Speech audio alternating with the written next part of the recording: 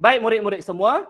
Okey, jadi sekarang ini adalah kelas kita pada petang ini bermula dari jam 2.30 hingga 4.30 petang. Dan pada petang ini cikgu akan mengupas sedalam-dalamnya soalan-soalan kebat. Okey, soalan-soalan kebat dari topik fungsi kuadratik dan juga geometri koordinat.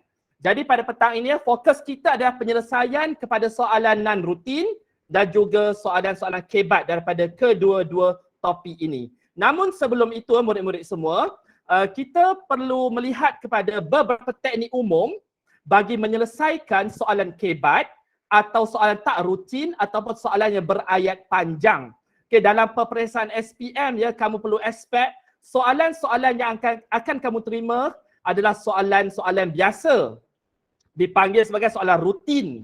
Soalan rutin bermaksud langkah kerja dia adalah jelas seperti biasa yang kamu diajar dalam kelas. Manakala bagi soalan tak rutin dan juga soalan kebat ya, ada memerlukan kamu untuk berfikir secara kritis dan kreatif menggunakan all information, semua maklumat yang telah kamu pelajari, all concepts, okay, semua konsep yang kamu telah pelajari daripada tingkatan 1 hingga tingkatan 5. Kenapa cikgu kata tingkatan 1 hingga tingkatan 5? Nama mata pelajaran kita ni matematik tambahan. Maksudnya matematik yang ditambah lagi. Maksudnya kamu tidak boleh escape daripada matematik biasa. Awak kena angkut semua pengetahuan subjek matematik masuk ke dalam maths. Kemudian kita tambah lagi. Itu maksudnya matematik tambahan. Okey, jadi apakah strategi kita untuk menjawab soalan matematik tambahan? Terutama sekali bagi soalan kebat ataupun soalan yang berayat panjang ataupun soalan yang non rutin. Pertama sekali murid-murid, okay, berkali-kali saya percaya semua cikgu kamu daripada mana-mana mata pelajaran pun akan sentiasa ulang ayat yang sama. Baca soalan dengan teliti. Namun murid-murid, bagi matematik tambahan, apabila kamu membaca soalan dengan teliti, bukan sekadar membaca sahaja. Bukan seperti kamu membaca novel. Tetapi kamu perlu membaca soalan dengan teliti sambil keluarkan maklumat dalam soalan secara simbolik. You need to take out the information from the question in symbols. Okay, using symbol-symbol, simbolik. Seterusnya, tulis rumus yang sesuai. Okay, jika perlukan menulis rumus, contoh cikgu bagi di situ ya. Luas sektor bulatan, diberi luas sektor bulatan ialah 30 cm persegi. Baik murid-murid, bila kamu jawab soalan sebegini, okey, kita kena jelas. Apabila dia katakan luas, kamu perlu beri simbol padanya iaitu L. Perkataan ialah bermaksud sama dengan L sama dengan 30. Memandangkan kita bercakap tentang sektor bulatan, maka rumusnya menjadi apa? Setengah J kuasa 2 theta sama dengan 30. Ini maksudnya mengeluarkan maklumat secara simbolik. Okay. Yang kedua, gunakan kaedah ataupun konsep asas dari setiap topik sebagai idea permulaan untuk menjawab soalan. Okey, ingat ya, kita sedang bercakap tentang apakah teknik umum untuk menyelesaikan soalan kebat, soalan tak rutin ataupun soalan yang lengthy, berayat panjang. Kadang-kadang bila baca soalan berayat panjang ni, kita tenggelam dalam soalan, tak jumpa jalan keluar. Sebab itulah kamu perlukan teknik yang tepat. Okey, gunakan kaedah ataupun konsep asas dari setiap topik. Yang ketiga, gunakan teknik pengiraan yang betul. Yang ni daripada matematik. Teknik pengiraan datang daripada subjek matematik. Contohnya apa? Persamaan linear serentak, kaedah perbandingan dan lain-lain. Yang seterusnya, lakar ataupun lakar semula. Rajah yang sesuai untuk memahami kehendak soalan. Dan ini terpakai kepada semua topik dalam subjek matematik tambahan. Baik murid-murid semua, jadi cikgu dah jelaskan beberapa teknik umum dan teknik-teknik inilah yang kita akan pegang sepanjang kita menyelesaikan soalan-soalan selepas ini. Baik murid-murid semua, jadi kita akan mulakan pelajaran kita pada petang ini. Ingat ya, semasa kamu belajar, letakkan diri kamu sebagai seorang calon SPM 2021 yang akan menduduki peperiksaan pada bulan Mac tahun hadapan. Letakkan diri kamu dalam situasi berkenaan dan kamu sekarang bayangkan kamu sedang menghadapi soalan SPM. Okey, cikgu perlu ingatkan, suka saya untuk ingatkan ya, soalan-soalan yang diguna pakai pada petang ini bukanlah menunjukkan soalan-soalan sebenar dalam peperiksaan SPM. Sebaliknya yang paling penting ialah kita melihat kaedah. Okay, kamu memahami kaedah, strategi dan pendekatan untuk menjawab soalan matematik tambahan bagi topik fungsi kuadratik. Baik murid-murid semua, kita mulakan dengan soalan yang pertama. Okey, sepanjang sesi pengajaran ini, saya akan menyampaikannya dalam bahasa Melayu dan saya akan selitkan dengan bahasa Inggeris. Baik murid-murid, okey. Soalannya, diberi alfa dan beta adalah punca-punca persamaan 3x kuasa 2 tolak px campur 6 sama dengan sifar dengan keadaan P ialah suatu pemalar. Dan, okey, tak sudah kata hubung dan. Bila masuk dan, maksudnya kita akan masuk pada maklumat yang berikutnya. 1 per alfa square dan 1 per beta square adalah punca-punca bagi persamaan 36x square plus 11x plus 9 equal to 0. Cari nilai P. Find the value of P if P is more than 0. Okey. Apabila kita jawab soalan, kamu jangan perhatikan dulu yang jika. Yang penting cari nilai P dulu. Okey, jika kita lihat dalam soalan ini, dia melibatkan beberapa pemboleh ubah. Dia melibatkan maklumat tentang apa? Alpha dan beta.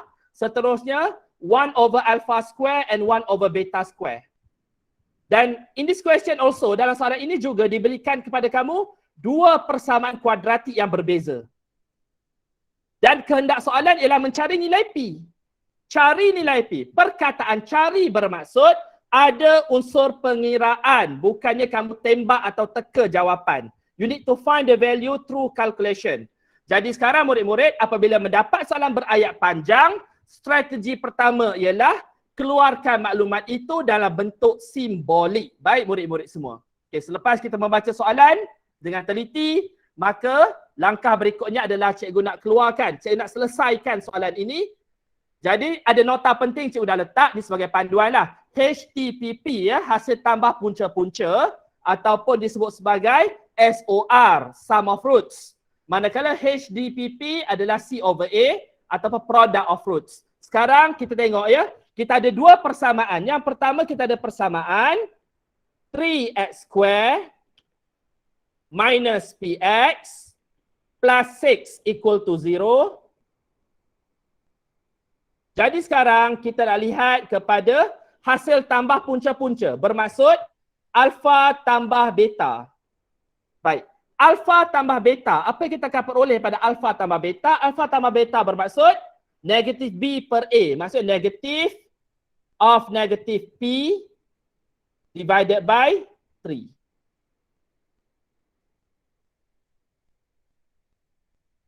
Okay, sekejap ya murid-murid.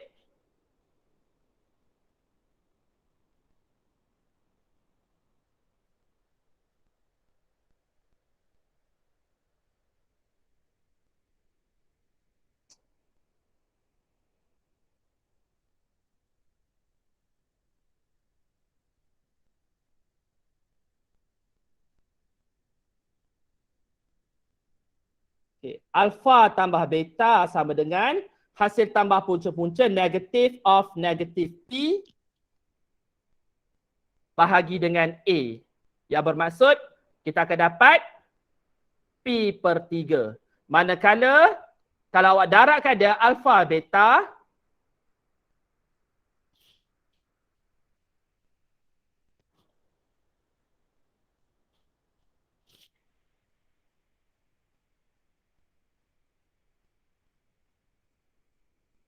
okay, sama dengan C per A. C per A bermaksud 6 bahagi 3 kita akan dapat 2 ya.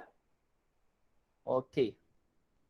So kita dapat dua maklumat ni, kita kumpulkan dahulu. Seterusnya untuk persamaan yang berikutnya ialah 36x kuasa 2 tambah 11x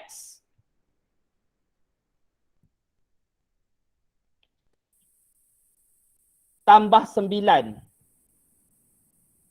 Okay, 36x kuasa 2 tambah 11x tambah 9 sama dengan sifar.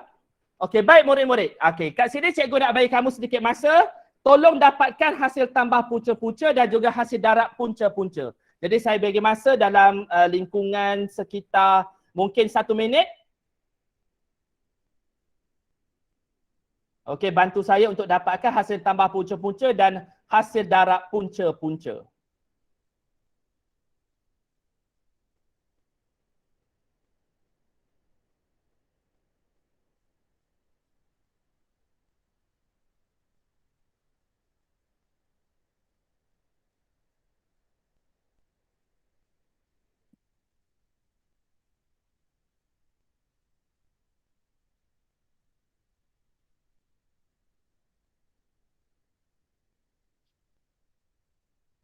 Okey, jadi ada murid-murid yang dah respon. Tahniah, terima kasih kerana memberikan respon kepada apa yang ditanya ya. Bagus.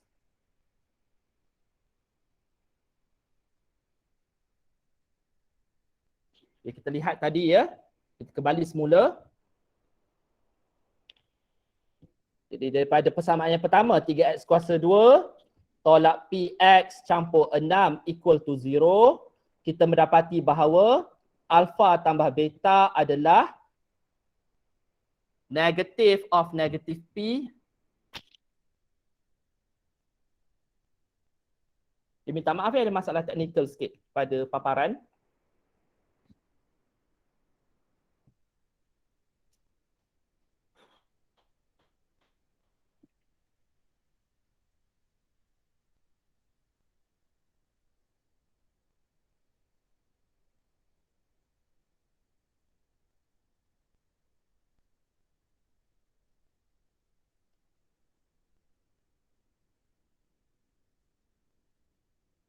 Manakala bagi alpha beta 6/3 iaitu 2. Okey. Kemudian ya, tadi saya minta kamu untuk kirakan bagi persamaan berikutnya 36x kuasa 2 tambah 11x tambah 9 equal to 0. Jadi kita mendapati bahawa 1 over alpha square plus 1 over beta square. Okey, kita dapati nilainya ialah negatif 11/36. Manakala 1 over alpha square beta square sama dengan 9/36 ataupun 1/4. Okey, dekat peringkat sini kita boleh tulis sebagai 1/4 ataupun 9/36 ya, tidak ada masalah bagi mana-mana penulisan sebab dia belum lagi jawapan akhir ya, kita masih lagi dalam pengiraan ya. Kita masih lagi dalam tempoh dalam pengiraan. Baik murid-murid semua. Jadi sekarang ya, arahan soalan adalah untuk mencari nilai P. Arahan soalan adalah untuk kita mencari nilai P. Jadi saya tertarik kepada maklumat yang ini. 1 per alpha kuasa 2 tambah 1 per beta kuasa 2 yang mana kita memperolehnya sebagai negatif 11/36. Okay, di peringkat sini murid-murid, perhatikan ya. Sekiranya saya jadikan sebagai pecahan tunggal, apa saya akan peroleh? Alpha kuasa 2 tambah beta kuasa 2 over alpha square beta square equal to negatif 11/36. Dalam soalan kita hendak cari nilai P. Ini bermakna alpha dan beta perlu dilenyapkan dalam kiraan kita supaya kita dapat memperoleh nilai P. Okay, apa maksud cikgu di sini ialah kalau kamu perhatikan kita ada maklumat tentang alpha kuasa 2, beta kuasa 2 di sini. Baik, yang mana kita tahu ya, maklumat ini boleh ditulis semula sebagai apa? 1 over alpha square beta square. Manakala alpha square tambah beta square, jika diperhatikan, okay, di sini ya, jika diperhatikan dengan teliti, sekiranya saya cuba mencari alpha tambah beta kuasa 2, apa saya akan peroleh? Alpha kuasa 2 tambah 2 alpha beta tambah beta kuasa 2. Okey. Alpha tambah beta kita dah tahu kan? alfa tambah beta kita dah tahu. Apa itu alfa tambah beta? Alfa tambah beta ialah P/3 kuasa 2 sama dengan alfa kuasa 2 tambah 2 alfa beta 2. Alfa beta yang diperoleh daripada kiraan sebelumnya ialah 2. Manakala beta kuasa 2 adalah yang tak diketahui. Kalau diperhatikan di sini, as you can see, alfa square plus beta square muncul di situ. Ini bermakna sekiranya saya nak cari alfa square tambah beta square semata-mata, apa saya patut buat? Saya akan tulis sebagai apa? P kuasa 2/9 tolak 4. Okey, P kuasa 2 tolak 9/4. Oleh itu, manakala 1 per alfa square beta square telah diperoleh daripada kiraan sebelumnya sebagai apa murid-murid? Kita dapat apa tadi? 9/36, betul? Jadi maksudnya sekarang, saya boleh padam ni, contohnya saya akan tulis sebagai 9/36.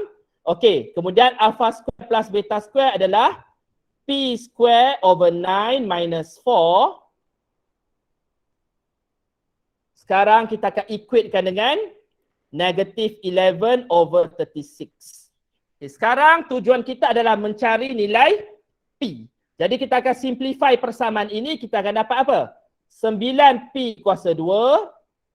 Kemudian kita akan tolak dengan 36 sama dengan negatif 11. Okey, ini bermaksud ya, ini bermaksud 9P kuasa 2 sama dengan, okey, 9 pun dah hilang, sorry. Saya pun salah kira kat sini. Dah tak ada 9 ya. P kuasa 2 sama dengan 25, bermaksud berapa nilai P? Okey, berapa nilai P di sini kita akan dapat apa? Okey, dekat sini yang sudah kat silap bukan 5 semata-mata tapi dia ada plus minus. Plus minus square root 25. Okey, plus minus square root 25. Sebab apa kita ada plus minus murid? Okey, dekat sini kita perlu ingat bahawa 5 kuasa 2 ialah 25. Negatif 5 kuasa 2 juga 25. Bermaksud P akan hold dua nilai. Okey, plus minus 5. Okey, kita tulis dulu.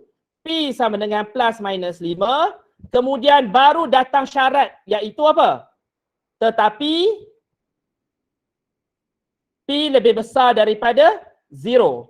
Oleh itu apa jawapannya? P sama dengan 5. Jadi murid-murid di sini ya, tolong, okey, tolong ingat dan hadam. Kita dalam matematik tambahan ya, kena berhati-hati apabila melibatkan kuasa 2. Jawapan kita jangan fikir jawapan tu positif semata-mata.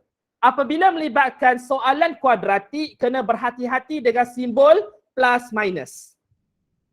Plus minus perlu ditulis. Okey, dekat sini ya, P sama dengan plus minus square root 25. Tulis dulu, kemudian baru kita buang jawapan yang tak dikehendaki. Okey, ini cara kita menulis jawapan. Kita kena precise ya apabila melibatkan kuasa 2 sempurna. Okey, seterusnya kita akan lihat kepada soalan yang kedua.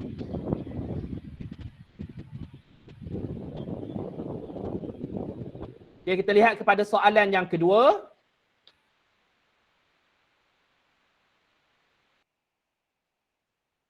Okey, jadi syarat sepanjang pengajaran ya, minta semua off mikrofon ya supaya saya seorang je bercakap. Okey. Soalan yang kedua. Rajah 1 menunjukkan pandangan hadapan bagi 4 keping kayu dengan lebar yang sama. Jumlah luas permukaan hadapan keempat-empat kayu itu ialah 20 cm persegi. Keempat-empat keping kayu itu digunakan untuk menghasilkan sebuah bingkai gambar berbentuk segi 4 tepat seperti yang ditunjukkan dalam rajah 2. Jadi soalan ini diubah suai daripada soalan SPM 2016. Okay, jadi kalau kamu lihat dalam soalan ini, rajah menunjukkan pandangan hadapan 4 kayu dengan lebar yang sama. Kalau kita baca soalan sehingga habis ya, arahannya apa? Hitung lebar kepingan kayu. Bererti lebar adalah tidak diketahui. Jadi sekiranya lebar itu tak diketahui, maka kita beri satu simbol untuk lebar. Contohnya adalah X. Jadi lebar kepingan kayu ialah X. Jadi apabila kepingan kayu ini disambungkan, ya, apabila kepingan kayu ini dicantumkan untuk membentuk, ya, frame gambar, untuk membentuk bingkai gambar yang diberi itu, jadi kamu boleh lihat bahawa bahagian kayu yang panjang, okey, dijadikan bahagian yang melintang pada frame, manakala bahagian kayu yang pendek dijadikan bahagian yang kita katakan bahagian yang menegak pada frame berkenaan. Jadi murid-murid semua, ya, kalau kita lihat di sini, lebar frame adalah 8 cm. Lebar frame adalah 8 cm. Tetapi kalau kamu lihat, panjang frame 13 bermaksud kayu yang panjang ni dipasangkan di sebelah atas dan di sebelah bawah. Bererti, cikgu nak tanya, berapa sebenarnya panjang kayu pendek pada frame tu?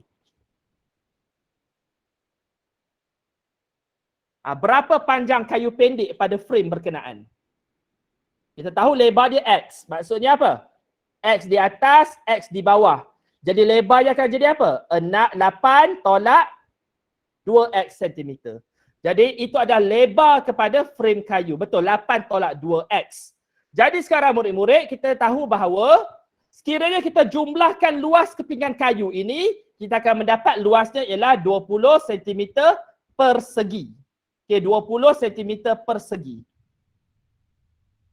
Okey, pada paparan kamu agak kabur, ya, kerana dia affected dengan saya punya internet connection. Okey, agak affected dengan internet connection. Jadi itu benda saya tak boleh nak ubah lah pada masa sekarang, ya. Jadi bersabarlah sampai sambungan internet ni agak okey. Jadi murid-murid semua, ya, untuk kayu yang panjang, untuk kepingan kayu yang panjang, okey, berapakah luasnya? Okey, jadi kita tahu dia punya panjang 13 cm, manakala lebarnya ialah X. Jadi luasnya ialah 13 darab X. Panjang darab lebar. Jangan tanya cikgu, ya. Dari mana dapat 13X? Panjang darab lebar. Dan seterusnya bagi kayu yang pendek. Bagi kayu yang short, yang pendek itu, lebarnya masih lagi X, panjangnya ialah 8 tolak 2X. 8 tolak 2X, jadi bila kita darabkan, kita dapat apa? X didarabkan dengan 8 tolak 2X. Jadi kita akan dapat luas bagi kepingan kayu berkenaan. Tetapi bear in mind, ya, bear in mind, kayu panjang ada 2 keping, kayu pendek pun ada 2 keping. Oleh itu, berapakah jumlah luas kayu berkenaan?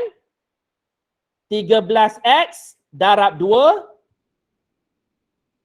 tambah, okey, kayu yang pendek X multiply 8 tolak 2X juga ada 2 keping, sama dengan jumlah luas adalah 20 cm persegi. Okay, seterusnya murid-murid, kita kembangkan persamaan ini, kita expand, ya, apa kita akan dapat? 26X campur 18X tolak 4X kuasa 2. Apabila saya nampak kuasa 2, secara automatik kita akan faham murid-murid, ya. Nampak saja X kuasa 2, terus faham ini adalah persamaan kuadratik. Jadi jangan lengahkan masa. 20 kita terus pindahkan atau bawakan ke sebelah kiri persamaan menjadi negatif 20 sama dengan sifar. Jadi, ya, dalam peperiksaan matematik tambahan, masa yang ada tu sangat berharga. Jadi kamu jangan membuang masa menulis semua perkara yang tidak perlu. Okey, belajar dan juga kamu kena mahir shortcut. Shortcut di sini bukan bermaksud kamu skip banyak jalan kerja, tetapi kamu boleh skip jalan kerja yang simple, ya. Okey, ada salah kira, ya? Okey, saya sengaja salah kira nak tengok sama ada kamu jelas atau tidak dengan apa saya tulis. Jadi 16X, okey, purposely. Okey, seterusnya, ya. Okey, sekarang kita akan susun persamaan ini. Negatif 4X kuasa 2. Okay, 26X tambah 16X akan dapat 42X tolak 20 sama dengan sifar. Okey, kita akan dapat persamaan yang berkenaan. Jadi sekarang murid-murid, sebelum kita membuat pemfaktoran, apakah perkara penting yang perlu dibuat sebelum kita buat factorization? Okay, sebelum kita factorize mana-mana persamaan. Yes, betul, ya, kita perlu simplify. Betul Syahbata, ya. Simplify. Okay, how to simplify? pertama sekali adalah kita prefer the value of A is positive. Jadi kita prefer nilai A adalah positif. So apa saya akan buat ialah saya akan bahagi dengan negative 2. So bila saya bahagi dengan negative 2, saya akan dapat apa? 2x square minus 21x plus 10 equal to 0. Okay. Peringkat seterusnya ialah pemfaktoran yang mana kita akan memperoleh 2x tolak 1 darab dengan x tolak 10 sama dengan sifar. Jadi kita memperoleh dua jawapan di sini ya. X sama dengan half atau kita dapat satu lagi jawapan x sama dengan 10. Dua-dua jawapannya positif. Kedua-dua jawapan bernilai positif. Tetapi adakah kedua-dua jawapan masuk akal? Okay, ada sesiapa nak respon kepada saya? Okay, yang berada dalam Google Meet boleh respon. Jawapan yang mana perlu dibuang ataupun diabaikan sekiranya ada? Pecahan. Pecahan perlu dibuang. Apa salah pecahan? Negatif. Jawapan saya dua-dua positif. Okey. Alright. Jadi nampak misconception ya. Kadang-kadang student, okay, saya tak salahkan kamu ya. Kadang-kadang mungkin kamu juga mendapat maklumat yang salah. Kadang-kadang mungkin yang pesan pada kamu cakap apa? Kalau jawapan negatif abaikan. Tak semestinya. Okey, tak semestinya. Jawapan negatif tak ada masalah. Sebenarnya kita tengok konteks soalan. Dalam soalan ini, X mewakili lebar dan lebar tak boleh negatif. Itu jelas. Kita abaikan jawapan negatif bukan kerana dia negatif, kerana kita mewakili apa dalam soalan. Okey, dengar tu semua betul-betul ya. Itu cara kita nak reject jawapan, bukan kita reject saja-saja. Kita kena reject dengan sebab. Okey, sekarang ni jawapan negatif tak ada isu. Kita ada dua jawapan. Half ataupun 10. Tadi ada kawan kita kata, kita buang jawapan yang pecahan tu. Pecahan pun tak bersalah. Sebab 1/2 bermaksud 0.5. Sifar 0.5. Jadi jawapan yang kita reject sebenarnya 10. 10 ni kita kena buang daripada jawapan kita. Kenapa? Tadi ada yang tulis dalam ruangan chat dia, saya perasan. Cuba kamu masukkan 10 ke dalam panjang kayu pendek. 8 tolak 2 darab 10. Dapat berapa? Negatif 12. Tak mungkin panjang menjadi negatif. Okay, tak mungkin panjang menjadi negatif. Okey, Nur Husna, okay, kawan kita kata X terlalu 10 terlalu besar. Terlalu besar pun bukan sebabnya. Okay, terlalu besar juga bukan sebabnya. Sebab kita menolak sesuatu jawapan apabila jawapan tersebut tidak mematuhi kriteria sepatutnya. Oleh itu kita reject ya. Kita reject X sama dengan 10. Maka yang kita terima ialah X sama dengan 12. Jadi lebar kayu ialah, bukan 12, 1/2 ya. Lebar kayu ialah 0.5. Okay, 0.5.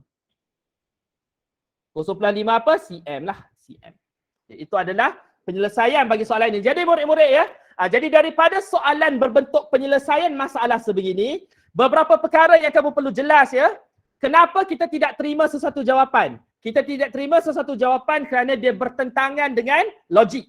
Contohnya panjang, berat. Okey, panjang, berat. Lagi apa? Jarak. Tak logik lah jawapan-jawapan yang menjadi negatif. Ataupun mata wang. Mata wang ya, kita kalau boleh elak, kita tak nak jawapan negatif tu. Sebab kita sekarang ni mengira nilai sesuatu. Okey, kita mengira nilai sesuatu. Apa lagi saya nak pesannya tentang penyelesaian? Okey, kemudian apabila kita membaca soalan, sambil baca soalan, kamu keluarkan maklumat itu dalam bentuk simbolik dan gunakan maklumat dalam soalan itu untuk membuat persamaan dan selesaikannya. Baik murid-murid, seterusnya kita lihat kepada soalan yang ketiga. Seorang petani mempunyai pagar sepanjang 40 meter yang akan dipasang. Okey, yang akan dipasang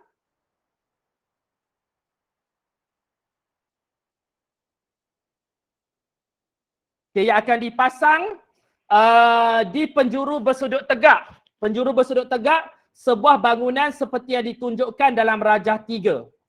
Arahan soalan ialah tunjukkan luas kawasan tertutup ialah 40x tolak 3x kuasa 2 meter persegi. Okey, kemudian seterusnya tanpa menggunakan kaedah pembezaan, cari nilai maksimum luas kawasan itu. Okay, seorang petani mempunyai pagar sepanjang 40 meter yang akan dipasang di penjuru tegak sebuah bangunan seperti yang ditunjukkan dalam rajah 3. Okey, baik murid-murid semua ya. Okey, kita perlu menyelesaikan masalah ini. Okay, kita perlu menyelesaikan masalah ini dengan melihat kepada gambar rajah yang diberi ya. Okay, gambar rajah yang diberi ini adalah sebagai stimulus kepada kamu. Okay, pagarnya berpanjang 40 meter, kemudian dia akan dipasang pada penjurunya. Okay, sekarang kita nak tunjukkan luas berkenaan. Luas yang arahannya adalah untuk mengira luas. Jadi murid-murid semua, kalau kita cuba lukis kembali gambar rajah ini dalam bentuk yang lebih mudah untuk dilihat. Kawasan yang dipagar tu adalah berbentuk L. Yang mana lebarnya diberikan sebagai 20 tolak X. Okey? Lebarnya ialah 20 tolak X.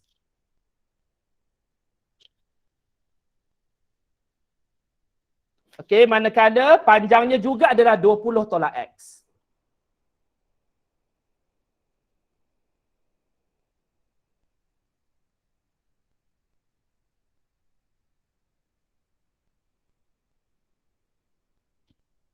Baik murid-murid, kita lihat kepada, cuba kita lengkapkan kawasan berpagar ini. Okey, kita cuba nak lengkapkan kawasan berpagar ini.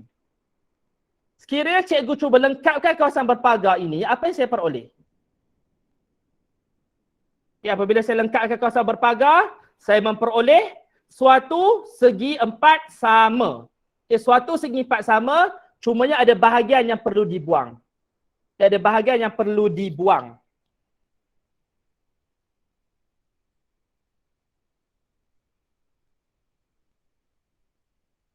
Okey, jadi mari kita kira, okey? Jadi kita kira berapakah luas kawasan yang dimaksudkan dalam soalan ini. Okey, jadi cikgu bagi kamu masa ya, cikgu bagi kamu masa. Okey, cuba kamu kira luas itu dan dapat tak soalan apa yang soalan suruh buktikan. Okey, cuba kamu ambil masa, cuba kira. Dapat tak apa yang soalan suruh buktikan?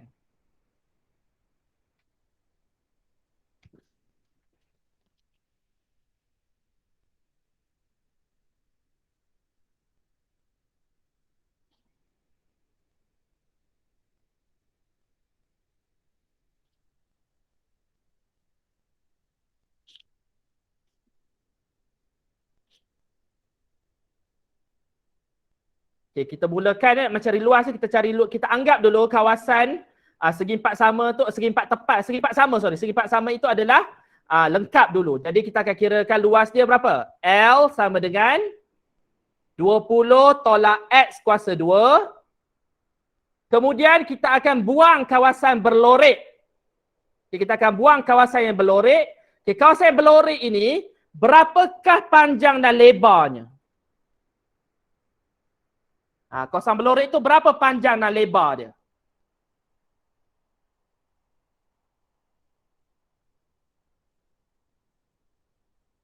Yang ni cikgu cakap tadi, tukar gambar rajah daripada soalan asal kepada gambar rajah yang lebih berfungsi untuk kamu mengira. Okey, untuk kamu buat pengiraan. Jadi ada siapa boleh respon pada saya? Berapakah panjang dan lebar kawasan yang berlorek yang saya lakarkan balik tu? Okey, ada yang kata 20, ada yang kata 20 tolak 2X. Okey, siapa yang betul sekarang? Lebarnya X. Keseluruhan dia berapa tadi? Okey, 20 tolak 2X. Okey, itu adalah lebar yang betul. 20 tolak 2X ya. Okey, kita akan teruskan pengiraan.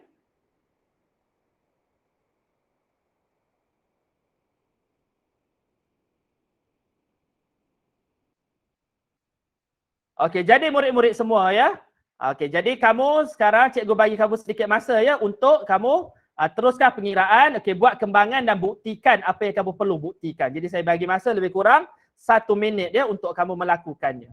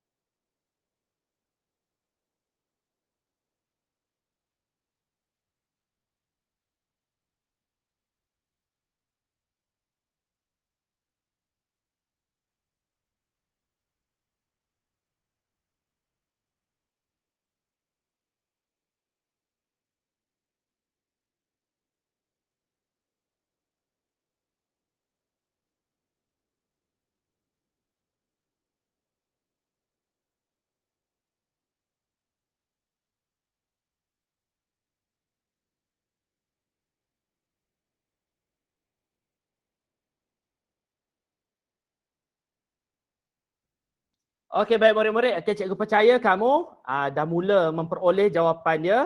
Boleh buktikan atau tidak? Yang berada dalam Google Meet bersama dengan saya.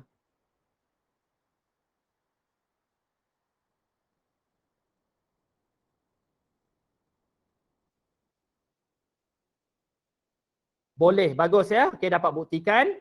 Memang betul lah saya berada bersama kumpulan cemerlang pada petang ini. Okey, cuma saya minta maaf ya, saya punya paparan tak berapa bagus kerana saya ada masalah teknikal lah. Okey, boleh ya, boleh buktikan. Okey, very good. Okay, sebentar ya bagi daripada pihak saya.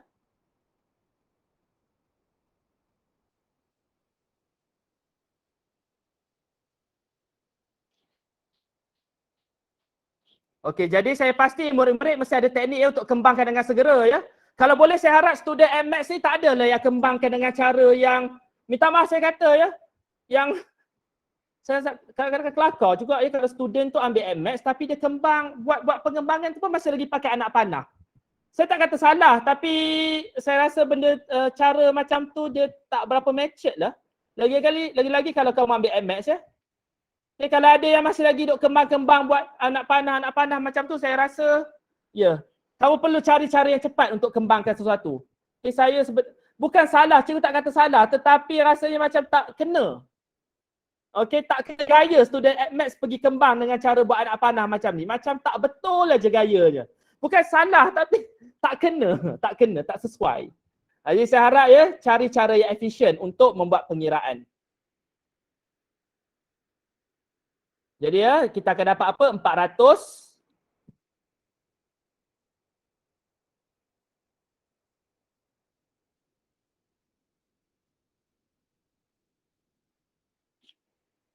Kita dapat 400 tolak 40x tambah x kuasa 2 dan seterusnya. Okey?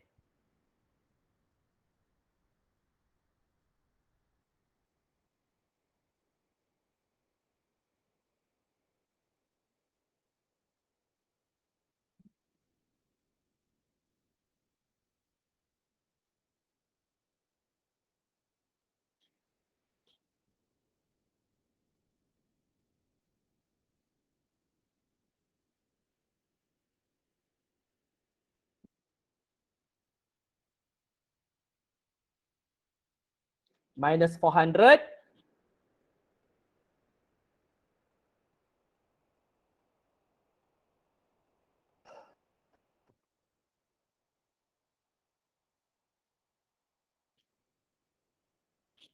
Okay, sebentar ya murid-murid.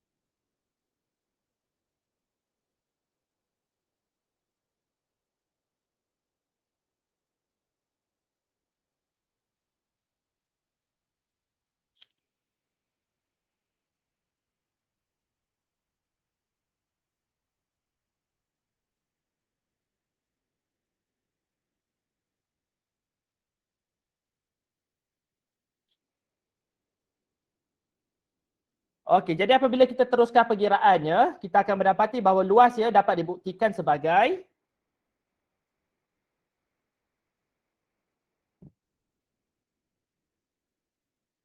luasnya ialah 40x tolak 3x kuasa 2. Baik, seterusnya. Seterusnya arahan dalam soalan ya. Arahan dalam soalan ialah, kita baca apakah arahan dalam soalan. Dalam soalan disebutkan bahawa seterusnya tanpa menggunakan kaedah pembezaan, cari nilai maksimum luas kawasan itu. Okay, tanpa menggunakan kaedah pembezaan. Bermaksud tak boleh guna dy dx ya. Tak boleh guna dy dx, tetapi arahan soalan ialah mencari nilai maksimum. Nilai maksimum luas.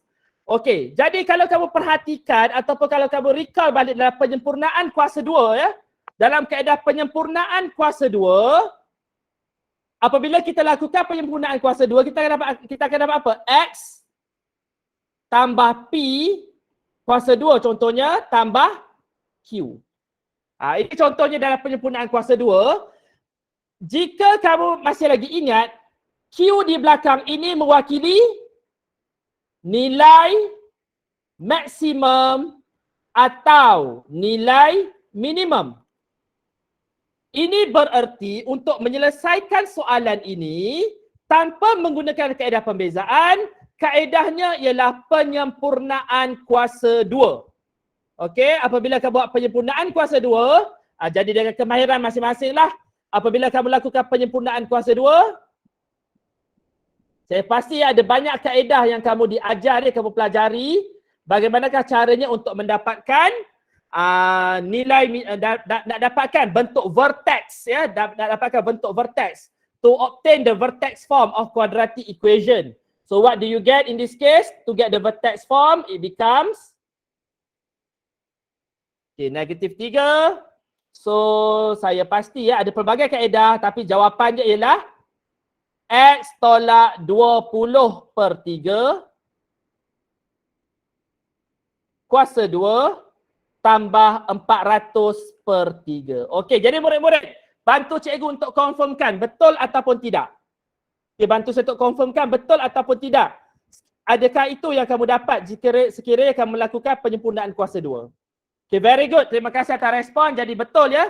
Kita dapat ya. Ini adalah bentuk penyempurnaan kuasa 2. Oleh itu, nilai 400 per 3, nilai 400 per 3 di belakang itu nilai apa kita panggil? Nilai maksimum. Kenapa nilai maksimum? Sebab kita lihat berapa nilai A. A negatif 3 bermaksud kalau graf tu dia akan jadi apa? Bentuk masam, betul? Bila graf bentuk masam, maksudnya titik yang tertinggi adalah titik maksimum. Okey. Titik yang tertinggi adalah titik maksimum. Oleh itu, kita menjawab soalan. Soalannya kata apa? Baca balik soalan. Hence, without using differentiation, find the maximum value of the area. Oleh itu, berapakah luas maksimum? Luas maksimum ialah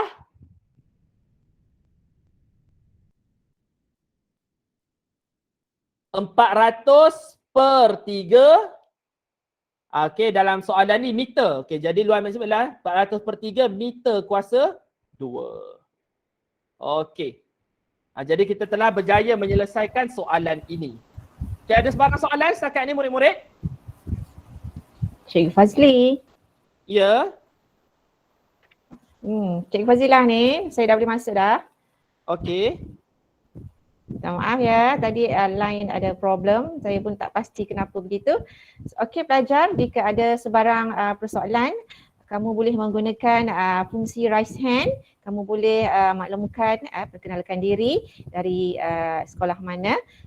Cikgu akan boleh berinteraksi bersama penceramah. Boleh berinteraksi secara live bersama penceramah kita, Cikgu Fazli. Okey, baik, dan jika ada persoalan, kamu boleh type juga di ruang chatting ini dan di grup Telegram OCTE. Okey, teruskan Fazli. Okey, terima kasih Cikgu Fazilah ya. Okey. Samalah dekat kawasan saya pun line internet tak berapa nak bagus. Jadi sebab tu dia macam agak terputus-putus sedikit murid-murid. Tapi tak apa, kita usaha yang terbaik. Jadi kita teruskan kepada soalan yang keempat ya murid-murid semua. Okey, boleh semua dalam yang berada bersama saya dekat dalam Google Meet, kita continue question number 4. Okey, boleh. Baik, sekarang. Okey, thank you. Sekarang kita lihat kepada soalan nombor 4 ya. Okey, dalam soalan nombor 4 tu kalau kamu perhatikan ya, soalan dia adalah ayat ya, ayat tak ada gambar rajah. Seorang pekebun landscape diberikan panduan berikut untuk membuat laman berumput berbentuk segi empat tepat. Okay, jadi panduan dia adalah bentuk segi empat tepat. Okey. Panjangnya ialah X meter yang 2 meter lebih daripada lebarnya. Baca ayat ni pun mungkin susah nak faham, tapi kita lihat yang bahasa Inggeris pula. the length x meter is to be 2 meter longer than the width. Jadi sekarang ni maksudnya kita faham logik. Panjang tu dia lebih panjang daripada lebar. Panjang lebih panjang daripada lebar ya.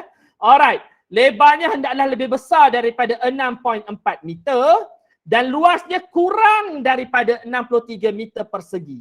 Cari set nilai yang mungkin bagi X ya. Okay, soalan ini saya ubah suai daripada soalan peperiksaan Excel.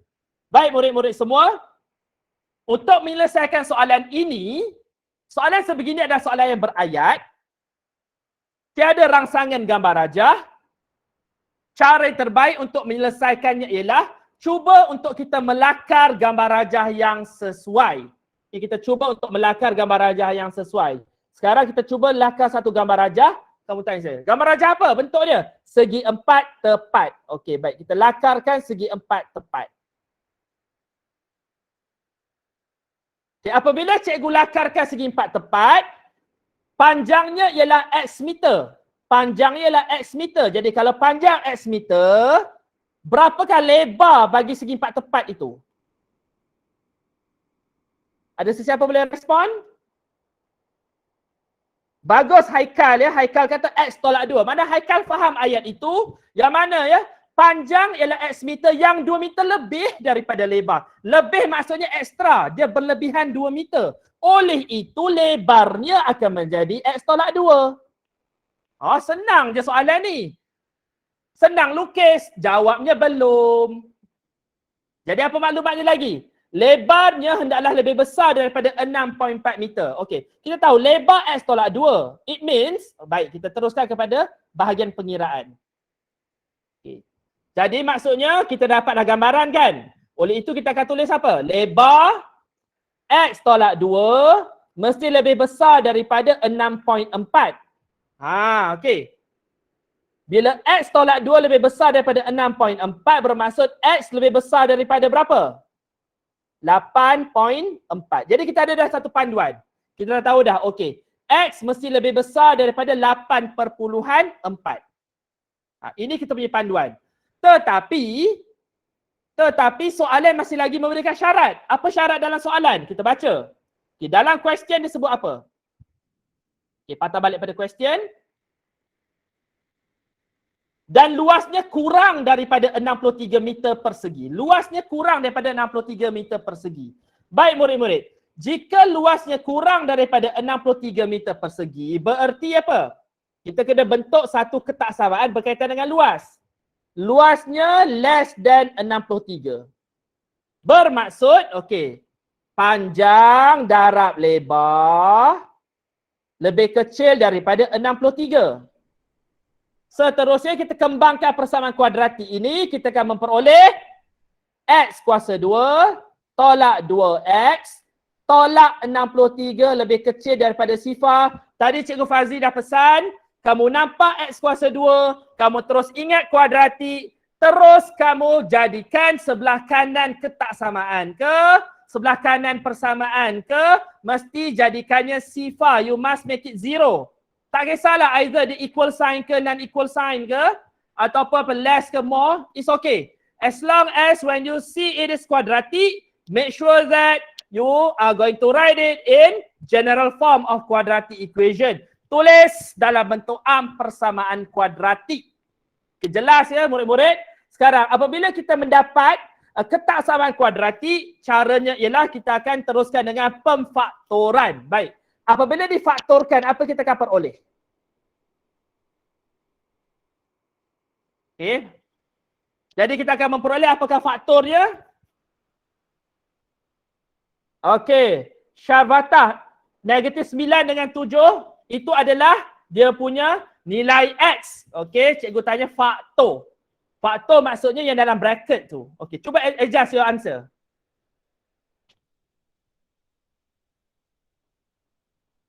X minus 7, X plus 9.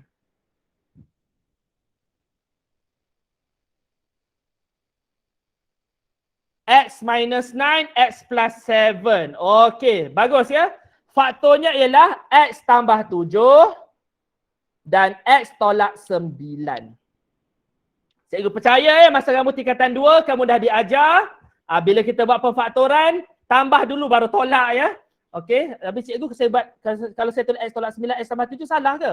Saya tak kata salah, tapi saya kata ingat balik apa yang kamu belajar masa tingkatan 2 ya dalam matematik KSSM ya. Dalam pemfaktoran je make sure tambah dulu baru tolak biasanya. Kalau tertukar, saya tak kata salah. It's not wrong. Adatnya begitu, tambah dulu baru tolak. Okey, baik murid-murid semua. Seterusnya, okey, sekarang ni kita kata X plus 7 multiply dengan X tolak 9 less than 0. Oleh itu sekarang saya akan lukiskan bentuk lengkung kuadratik dan saya tandakan dia punya nilai X adalah, tandakan punca-punca je, -7 dan juga 9.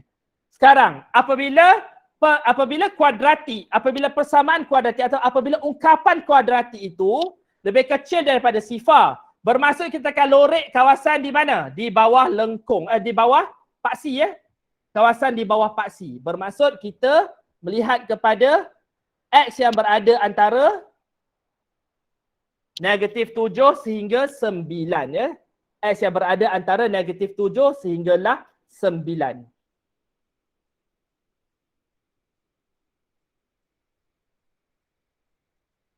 Oleh itu kita akan tulis jawapan kita apa? -7 X is more than -7 tetapi lebih kecil daripada 9 ya. Okey. Sekarang ni murid-murid ada dua syarat. Walaupun X berada antara -7 dan 9 tetapi pada masa yang sama X juga perlu lebih besar daripada 8.4. Jadi dua syarat di sini murid-murid. Perhatikan dalam soalan ini terdapat dua syarat. Pertama sekali, X lebih besar daripada 8.4 datang dari mana tu? Apabila soalan kata apa? Lebar hendaklah lebih besar daripada 6.4. Itu syarat yang pertama. Apabila kita mengira untuk mendapatkan luasnya kurang daripada 63 meter persegi ya. Okey, untuk luasnya kurang daripada 63 meter persegi, maka X perlulah berada di antara -7 dan 9. Jadi, apakah julat nilai X yang sebenarnya? Apakah julat nilai X yang sebenarnya untuk memuaskan kedua-dua keadaan?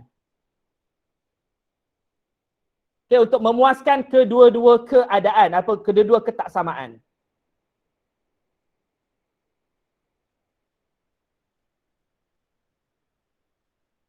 Okay, kita tahu X adalah antara -7 hingga 9. Dan syarat yang berikutnya apa?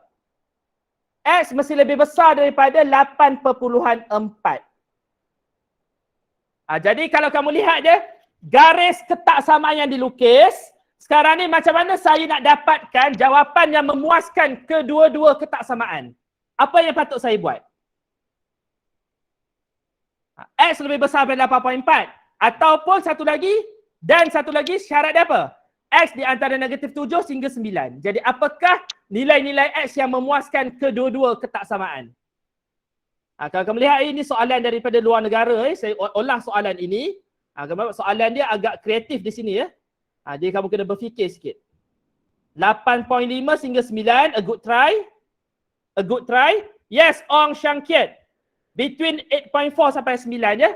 Okey, itu jawapan dia. Kita ambil kawasan yang bertindih. Bermaksud X berada di antara 8.4, bukan 8.5 ya. Kita ambil 8.4 sehinggalah 9. Okey, sehinggalah 9. Bermaksud X tu boleh berada antara nilai-nilai ini. Daripada 8.4 sehingga 9. Apa kamu nak? Boleh. Kamu nak berapa? 8.5? Boleh. 8.45? Boleh. You nak berapa? 8.9999? Lebih baik. Okey. Okey. Ini connection internet cikgu. Connection saya. Saya tak boleh buat apa-apa dah sekarang ni ya. Connection ni tidak mengizinkan. Jadi tak boleh nak terang. Nak terang tu kena tunggu connection saya okey. Jadi saya pun pelik ya. Mungkin disebabkan terlalu ramai dalam Google Meet sebenarnya. Saya tak tahulah masalah line ke macam mana ke. I'm not sure about that. Tapi kita berharaplah. Okey. Macam ni. X lebih besar daripada 8.4 itu adalah syarat bagi lebar. Lebar dalam soalan kita baca. Lebar lebih besar daripada 6.4. Bermaksud lebar mesti lebih besar daripada 8.4. Itu syarat pertama. Apabila syarat yang kedua pula, luas kurang daripada 63. Luas lebih kecil daripada 63. Macam mana nak dapat luas tu lebih kecil daripada 63? Ini bermaksud X berada antara -7 sehingga 9. Sekarang kita nak memuaskan kedua-dua ketaksamaan. Okey dah clear dah. Jadi sekarang ni kita nak memuaskan kedua-dua ketaksamaan. Sekiranya kita nak memuaskan kedua-dua ketaksamaan. Satu ketaksamaan kata lebih besar daripada 8.4.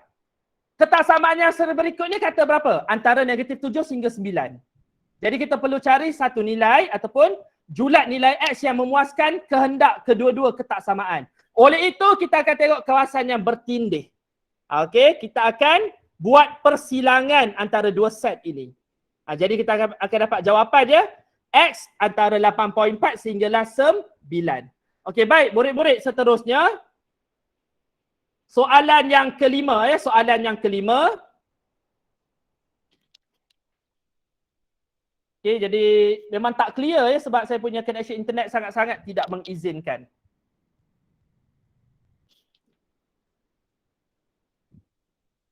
Okey, saya cuba yang terbaik. Okey, jadi saya percaya murid-murid semua dah ada apa kita panggil pada murid-murid semua dah ada modul Okey, dah ada modul.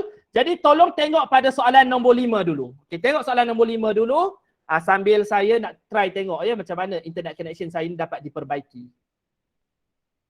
Okey, jadi saya bagi masa selama beberapa minit mungkin 2 minit untuk murid-murid baca dan fahami kehendak soalan.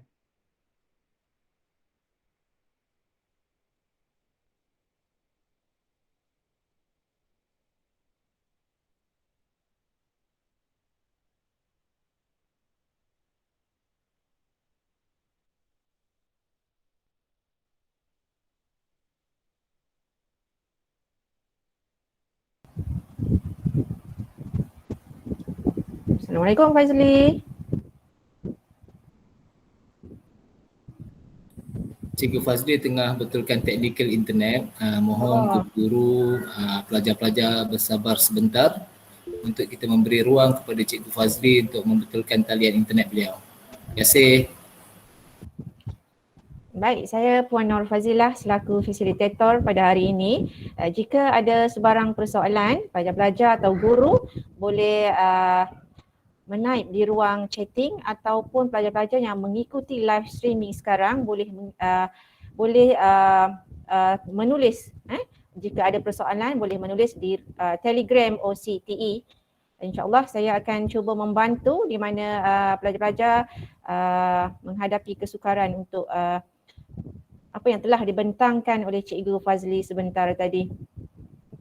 Okey, baik, sebelum Cikgu Fazli membetulkan talian teknikal internetnya, so cikgu nak berkongsi sedikit petua-petua bagaimana kamu perlu mempersembahkan jawapan untuk SPM ataupun peperiksaan yang berlangsung di dalaman, iaitu peperiksaan percubaan nanti. Persembahkan jawapan secara teratur, secara ke bawah. Okey, jangan makan ruang di ruang pemeriksa, jawab secara ke bawah, maksudnya jawab di dalam ruang jawapan sahaja. Okey, Cik Fazli dah okey? Masih belum lagi. Lakukan pembundaran,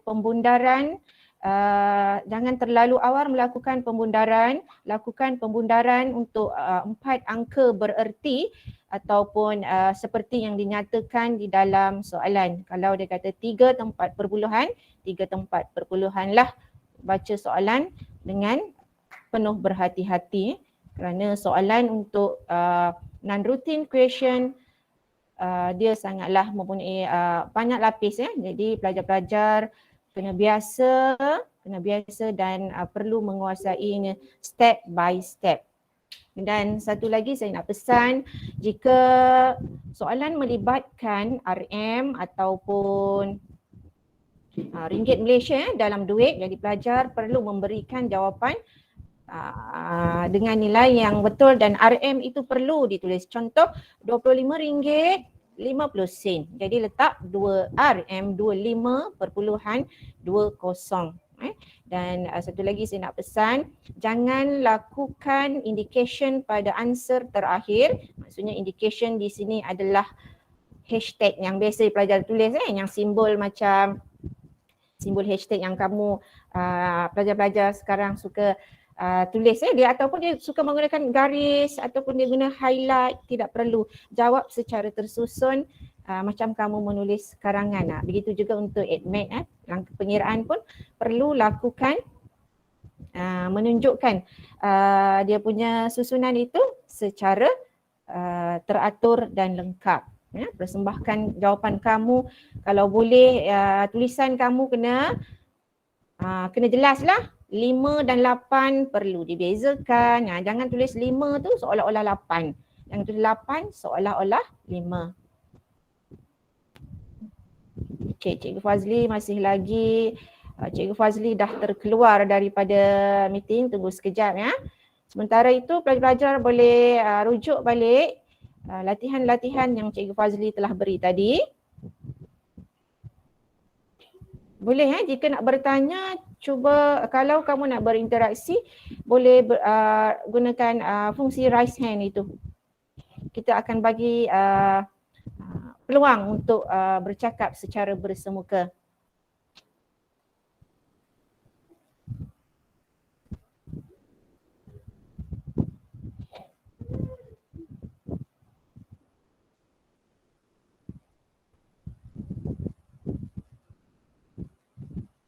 Link kehadiran telah diberi di dalam ruangan chatting Google Meet. Mohon pelajar-pelajar untuk isikan link tersebut.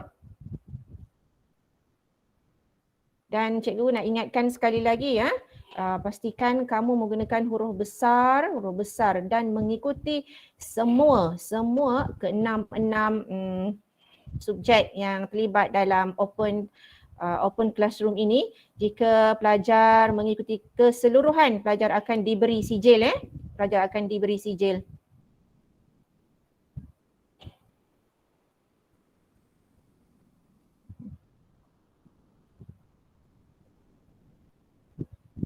Baik, sementara tunggu Cikgu Fazli, kamu boleh, jika ada sebarang persoalan bagaimana kamu nak mempersembahkan jawapan, kamu boleh berinteraksi dengan cikgu. InsyaAllah cikgu akan bantu.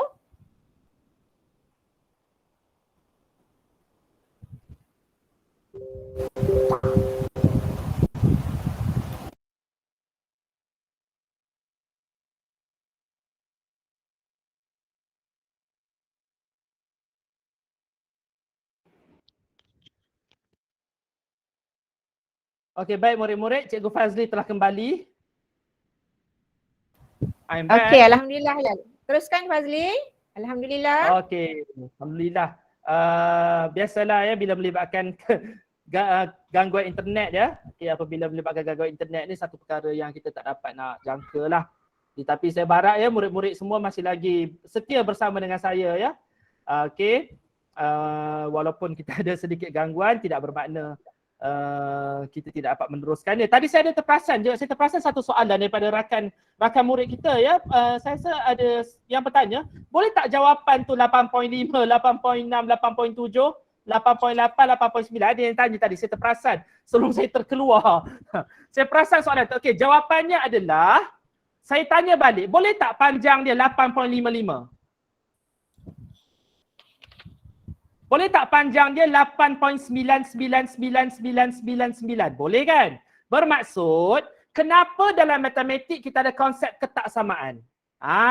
Dalam matematik kenapa ada konsep ketaksamaan? Reason dia adalah kita hendak include all possible values daripada 8.4 sehinggalah 9. Semua nilai termasuklah perpuluhan yang kecil-kecil tu. Maksudnya daripada 8.4. Okey, 8.4 tak boleh. 8.401 boleh dah. 8.402, 8.403 sampailah 8.41, 8.42 and seterusnya sehinggalah anda dapat apa? 8.99999. So, soalan dia apa? Julat nilai X bukannya kita nak list out all possible decimal, no. Kita nak julat nilai X to include all possible solution, all possible values within, di antara julat berkenaan. Okey, baik murid-murid semua. Jadi kita teruskan lagi kita punya perjuangan ya kepada soalan yang berikut ya.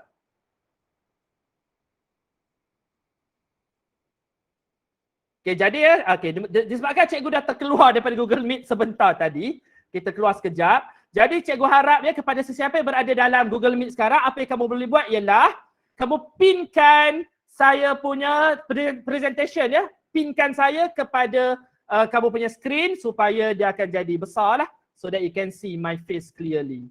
Alright murid-murid semua, kita teruskan lagi kepada perjuangan kita. Jadi jangan berputus asa ya. Okey, kita jangan pernah berputus asa dengan apa yang terjadi. Okey. Baik murid-murid semua. Okey, saya rasa soalan saya tu mungkin clear. Mungkin dah, saya pun tak pasti. Kalau tak clear, kita pasrah sajalah. Dah connection internetnya sebegitu tak boleh nak dibuat apa-apa dah. Ni takut cikgu terkeluar sekali lagi. Kalau cikgu terkeluar sekali lagi, cikgu, kamu semua akan problem. Okey. Sekejap ya murid-murid. Sebentar.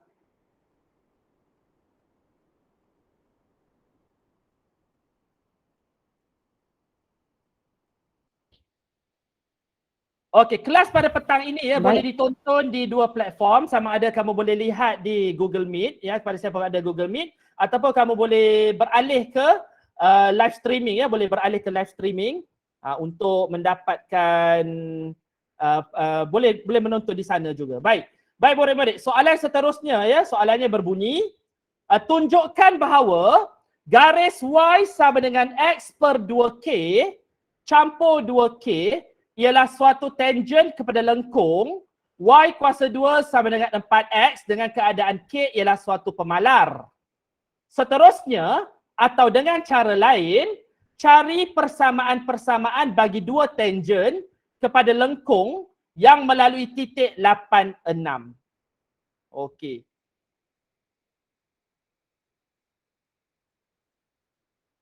Okay, jadi murid-murid semua ya. Okay, apa yang kita boleh buat untuk menyelesaikan persamaan ini? Okay, jadi apabila kamu baca soalan, saya tertarik pada perkataan tangent. Jadi ada tak sesiapa yang nak volunteer untuk mungkin on microphone sekejap, bagi tahu kepada kami semua apakah itu tangent? Okay, ada perkataan tangent di situ dan saya tertarik pada perkataan berkenaan. Jadi sesiapa boleh share? What is the meaning of tangent?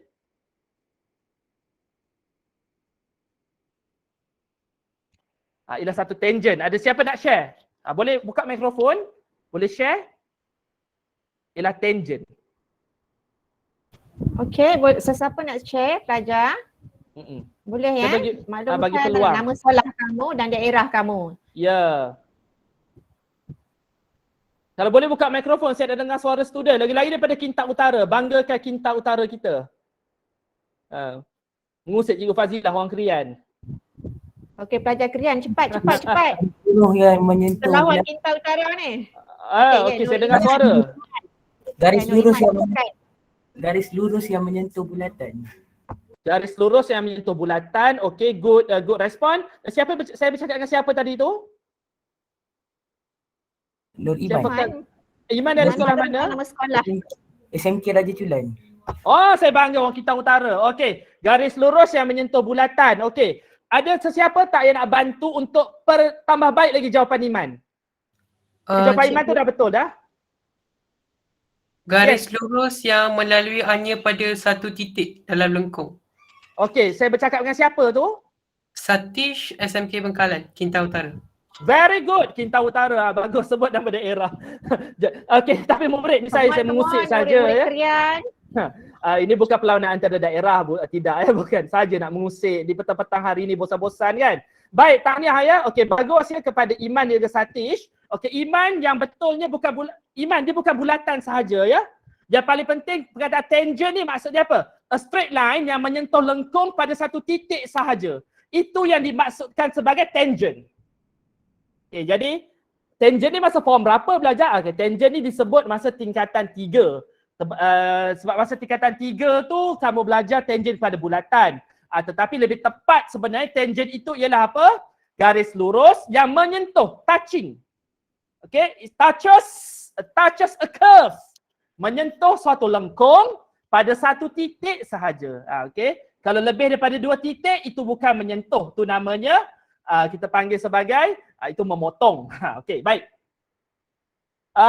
Seterusnya atau dengan cara lain. Baik. Yang paling penting kita mulakan dulu. Apa soalan nak? Soalan minta kita tunjukkan dulu. We need to show. Okay, kita nak tunjukkan bahawa garis ini adalah tangent. Baik. Jadi untuk proceed dengan soalan ini ya, untuk proceed dengan soalan ini kita lihat lengkung yang diberi kepada kita ialah y kuasa 2 sama dengan 4x. Manakala garis lurus yang diberi kepada kamu tu nampaknya agak kompleks. Nampak agak kompleks. Iaitu apa? Okey, jadi kita tahu y sama dengan x per 2k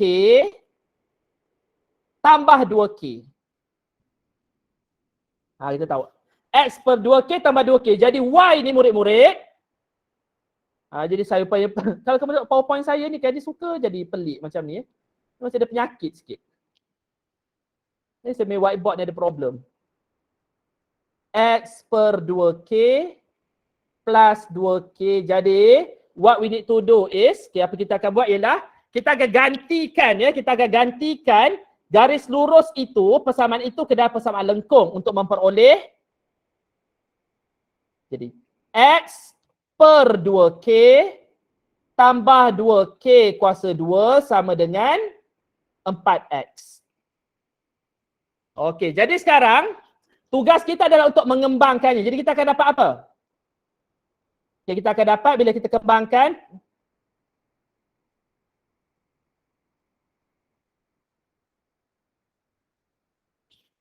kita akan dapat x kuasa 2 per 4k kuasa 2. Saya tulis dapis yang berbeza lah. Saya nak ada gangguan ni pada PowerPoint ni. Okey. Jadi kita tahu tadi y equal to 4x ya. Y square equal to 4x. Manakala satu lagi kita ada y equal to x over 2k plus 2k. Okay, not a problem. Just gantikan saja.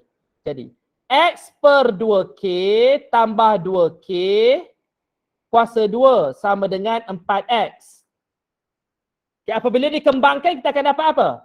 X kuasa 2 per 4k kuasa 2 campur. Okay, sekarang murid-murid, kembangkan. Dapat apa? Bila you expand, you akan dapat apa? X kuasa 2 per 4k kuasa 2. Okay, next, what do you get?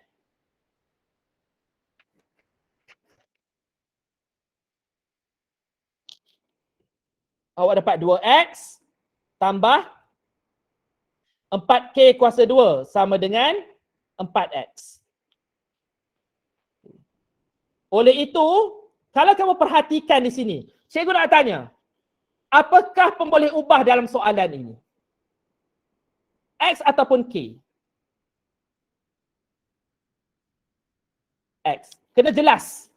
Apabila kita menjawab soalan, perlu jelas siapakah pemboleh ubah, dan pemboleh ubah yang dimaksudkan dalam soalan ini ialah X, bukannya K. K ialah pemalar ya. Oleh itu, kalau kita perhatikan pada X sahaja, jadi X kuasa 2 per 4K kuasa 2 campur, okey sorry, bukan campur dah, jadi tolak. Tolak berapa?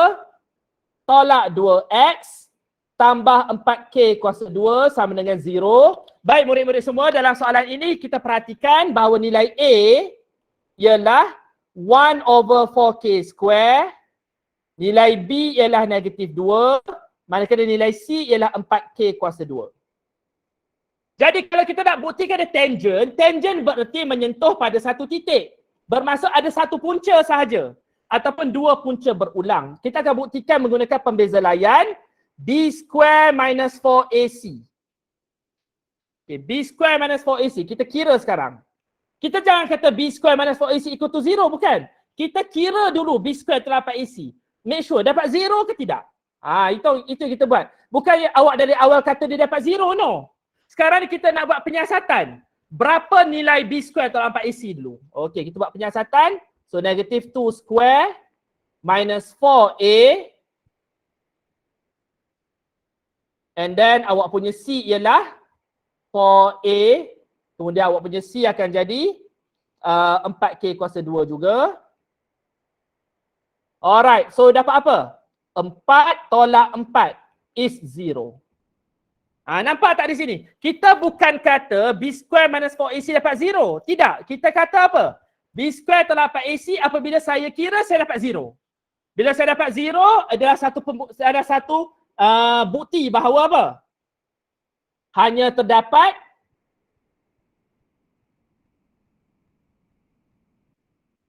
satu punca. Okey, hanya dapat satu punca. Oleh itu kesimpulan kita apa? Garis lurus Y sama dengan X per 2K plus 2K, alright, adalah tangent kepada lengkung itu. Tangent kepada lengkung Y square equal to 4X. Okay, itu yang kita peroleh lah. Hanya terdapat satu punca, ya. Hanya terdapat satu punca, oleh itu garis lurus berkenaan adalah tangent kepada lengkung. Baik murid-murid semua. Tetapi soalan tak habis lagi. Soalan minta kita buat apa? Seterusnya. Okey, seterusnya. Seterusnya apa dia suruh buat? Seterusnya cari ayat ni kata apa? Seterusnya atau dengan cara lain, cari persamaan bagi dua tangent kepada lengkung yang melalui titik 86. Melalui titik 86. Baik murid-murid semua. Terlihat ya pada titik 86.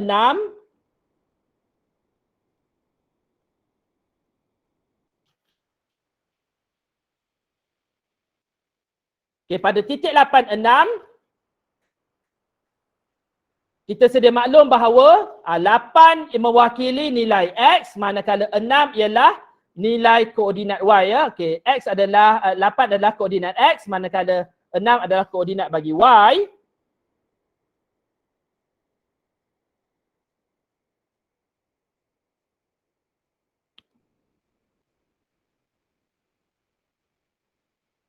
So sekarang kita nak cari apakah nilai K itu. Jadi Y sama dengan X per 2K campur 2K.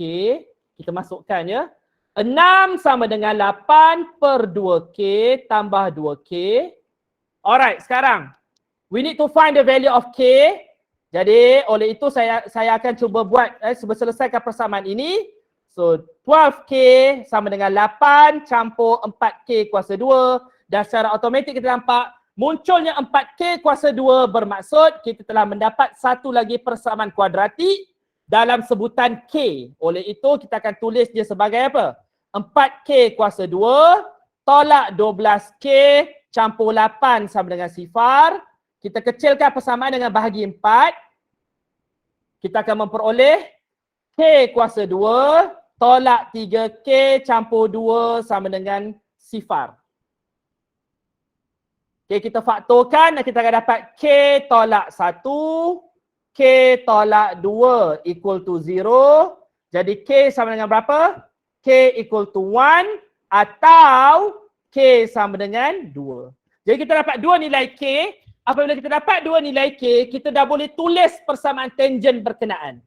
Kita dah boleh tulis persamaan tangent berkenaan. Untuk tangent yang pertama, the first tangent, jadi Y sama dengan X per berapa? Okay, K jadi 1. So 2 darab 1 adalah 2. So X per 2 campur 2. Okay, ini apabila K sama dengan 1 ya. Okay, tangent yang kedua. The second tangent. Macam mana cara nak dapatkan dia? Kita ganti K equal to 2 dalam persamaan tangent. So Y sama dengan X per 4 campur 4. Dan ini terjadi apabila K sama dengan 2. So nampak ya? Soalan pendek, jalan kerjanya berlapis-lapis. Okey, jalan kerjanya berlapis-lapis. Okey, dari mana cikgu dapat soalan ni? Ni soalan zaman-zaman dahulu kala ya. Soalan-soalan lama, soalan-soalan lama yang dia banyak sikit kita kena fikir dan banyak skill dekat sini ya. Jadi banyak perkara. Jadi dalam soalan contoh 5 ni soalan yang bagus sebab pada kamu mengkaji tentang Apa itu tangent? Kamu juga diuji tentang persamaan kuadratik dan juga kamu diuji untuk membentuk persamaan tangent kepada lengkung. Okey, baik murid-murid semua. Okey, jam telah menunjukkan ya hampir pada pukul 4. Kita masih ada satu lagi topik. Oleh itu ya, bagi soalan contoh yang ke-6 ya, bagi soalan yang ke-6 saya serahkan kepada kamu ya untuk menyelesaikannya. Kita akan terus proceed kepada bab yang berikutnya iaitu geometri koordinat. Okey, baik murid-murid semua.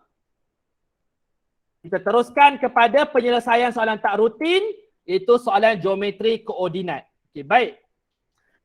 Untuk topik geometri koordinat ya, topik ini melibatkan kemahiran kamu untuk menggunakan rumus-rumus yang semuanya tidak dibekalkan lagi dalam peperiksaan SPM ya. Bermaksud ya, dalam topik ini, dalam topik geometri koordinat, kesemua rumus hendaklah dihafal dan diingat, termasuklah cara rumus itu diterbitkan. Jadi kalau kita lihat ya dalam soalan yang pertama dalam first question, minta maaf ya paparan kabur berpunca daripada masalah internet. Masalah internet ya, saya mungkin disebabkan kita terlalu ramai dalam Google Meet sekarang ya. Jadi dia agak mengganggu di situ. Mungkinlah saya spekulate je, hipotesis. Betul ke tidak, orang IT lebih tahulah. Okay, dalam rajah 1, PXY membahagi tembering garis AB dalam nisbah M kepada N. Soalannya ialah, tunjukkan bahawa XY adalah formula berkenaan. Jadi murid-murid, pembuktian rumus adalah satu perkara yang kamu perlu kuasai untuk kamu menghadapi peperiksaan SPM pada tahun hadapan. Kita tak pasti soalan mana yang akan naik untuk pembuktian rumus, tetapi soalan pembuktian rumus insya-Allah akan ada dalam peperiksaan kali ini. Kalau tak ada sekalipun, katakan kalau tak ada pun nasib baiklah tak ada. Kalau ada, kamu kena tahu macam mana nak jawabnya. Sekarang kita nak buktikan rumus, rumus. Macam mana cara kita nak membuktikan rumus?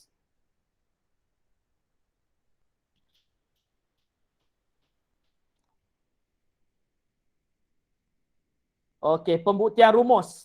How we are going to do it? Macam mana kita nak membuatnya?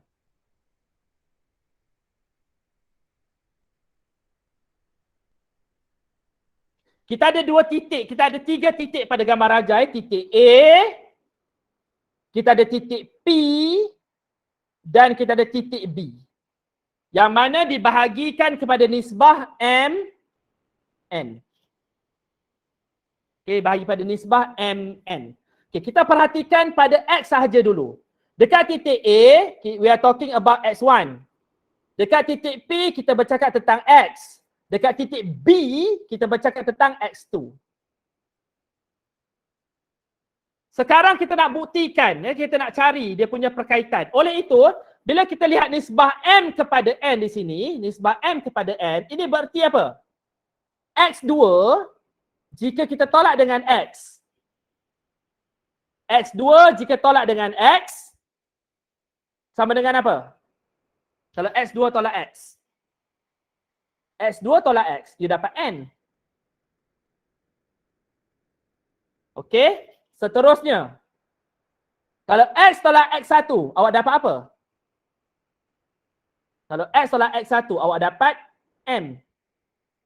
Jadi nampak kita cuba membuat nisbahnya di situ. X2 tolak X adalah N. Kalau saya bahagi dengan X tolak X1 adalah M. Sekarang kita nak jadikan X sebagai tajuk rumus. So kita akan teruskan kiraan kita.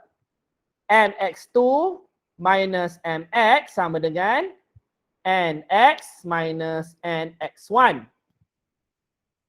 Sekarang cikgu akan kumpulkan X bersama-sama. Kita kumpulkan X bersama-sama. Jadi Mx tambah Nx sama dengan apa? Kita akan dapat Nx1 plus Mx2. Kita kumpulkan X bersama-sama, kita kumpulkan ke sebelah kiri dan faktorkan X. Kita dapat apa? Kita factorize X, kita dapat dalam kurungan M tambah N sama dengan nx1 plus mx2. Okay, jadi last kali kita dapat apa? X sama dengan apa? nx1 plus mx2 divided by m plus n. Kita dapat rumus berkenaan ya, kita dapat rumus berkenaan. Okey, baik murid-murid. Okey, seterusnya kita pertimbangkan pula keadaan apabila kita tengok y pula. Kita ada 3 titik A, P, B. AP dia punya ratio adalah M, PB adalah N. Okey, kita tengok Y pula. Y1, X, Y2. Baik, okey, kita X pula, sorry, Y. Okay, kita kira ya. So, Y2 tolak Y bahagi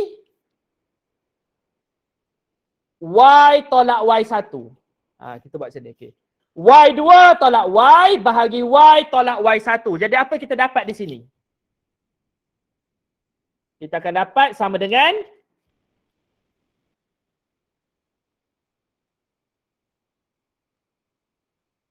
N per M juga ya, N per M juga.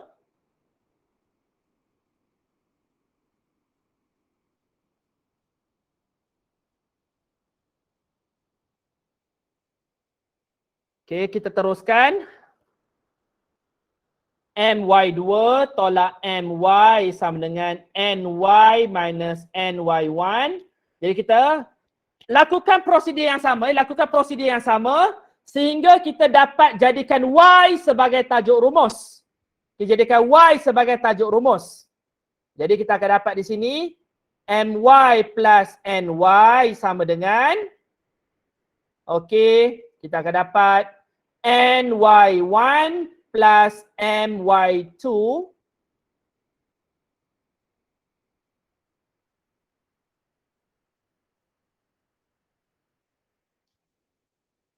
faktorkan Y ya, faktorkan Y. M tambah N sama dengan NY1 tambah MY2. Okey, jadi akhir sekali Y sama dengan apa? NY1 plus MY2 divided by M plus N.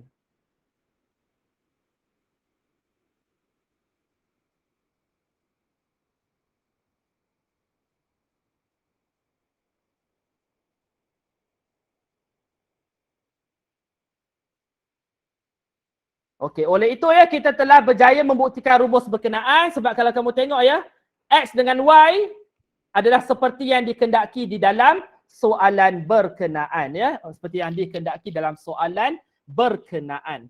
Okey. Saya nampak ya saya punya connection internet sangat tidak memuaskan ya, sangat tidak memuaskan, dia sangat kabur dah pecah. Sangat kabur dah pecah ya pada paparan kamu. Saya tahu pada paparan kamu tidak begitu bagus. Okey. Ini satu perkara di luar jangkaan saya, di luar jangkaan. Okey, jadi sementara itu ya, okey, saya nak murid-murid semua, okey, cuba tengok balik pembuktian ini. Dia ada dalam buku teks ya, ada dalam buku teks. Dan kita akan teruskan kepada soalan yang kedua ya. Kita akan teruskan pada soalan yang kedua. Tapi sebelum itu ya, okey, saya akan cuba tukar paparan supaya kita dapat paparan yang lebih jelas. Okay, saya akan tukar jenis paparan supaya kita dapat paparan yang lebih jelas ya murid-murid. Okey, stay tune, tunggu sebentar ya.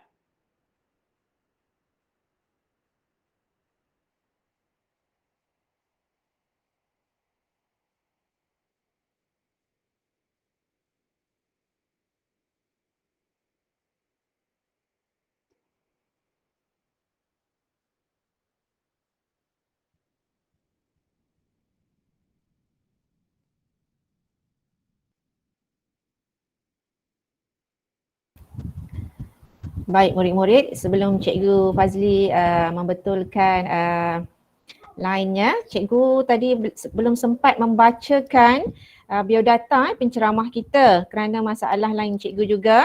So di sini Cikgu ingin ceritakan sedikit.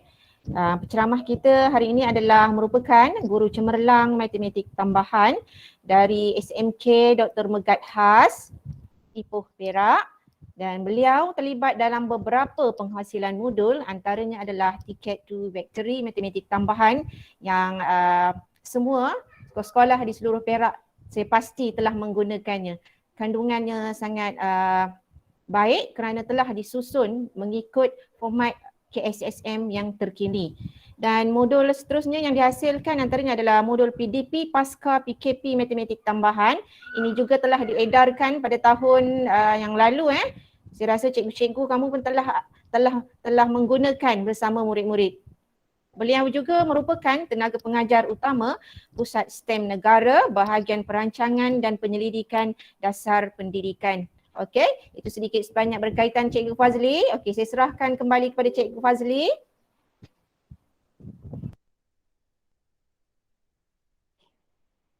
Okey, baik murid-murid. Jadi nampaknya kita pergi pada cara tradisional. Okey, di atas bumi tak dapat, saya pun kena masuk dalam laut lah bersama dengan makhluk-makhluk di belakang saya ni ya. Duk intai apa saya tak pasti. Okey, kita teruskan.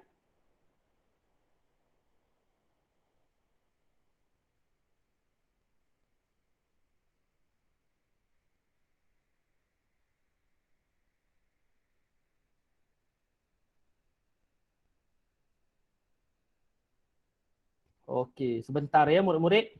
Sambil itu Cikgu Fazilah minta berinteraksi sekejap dengan student.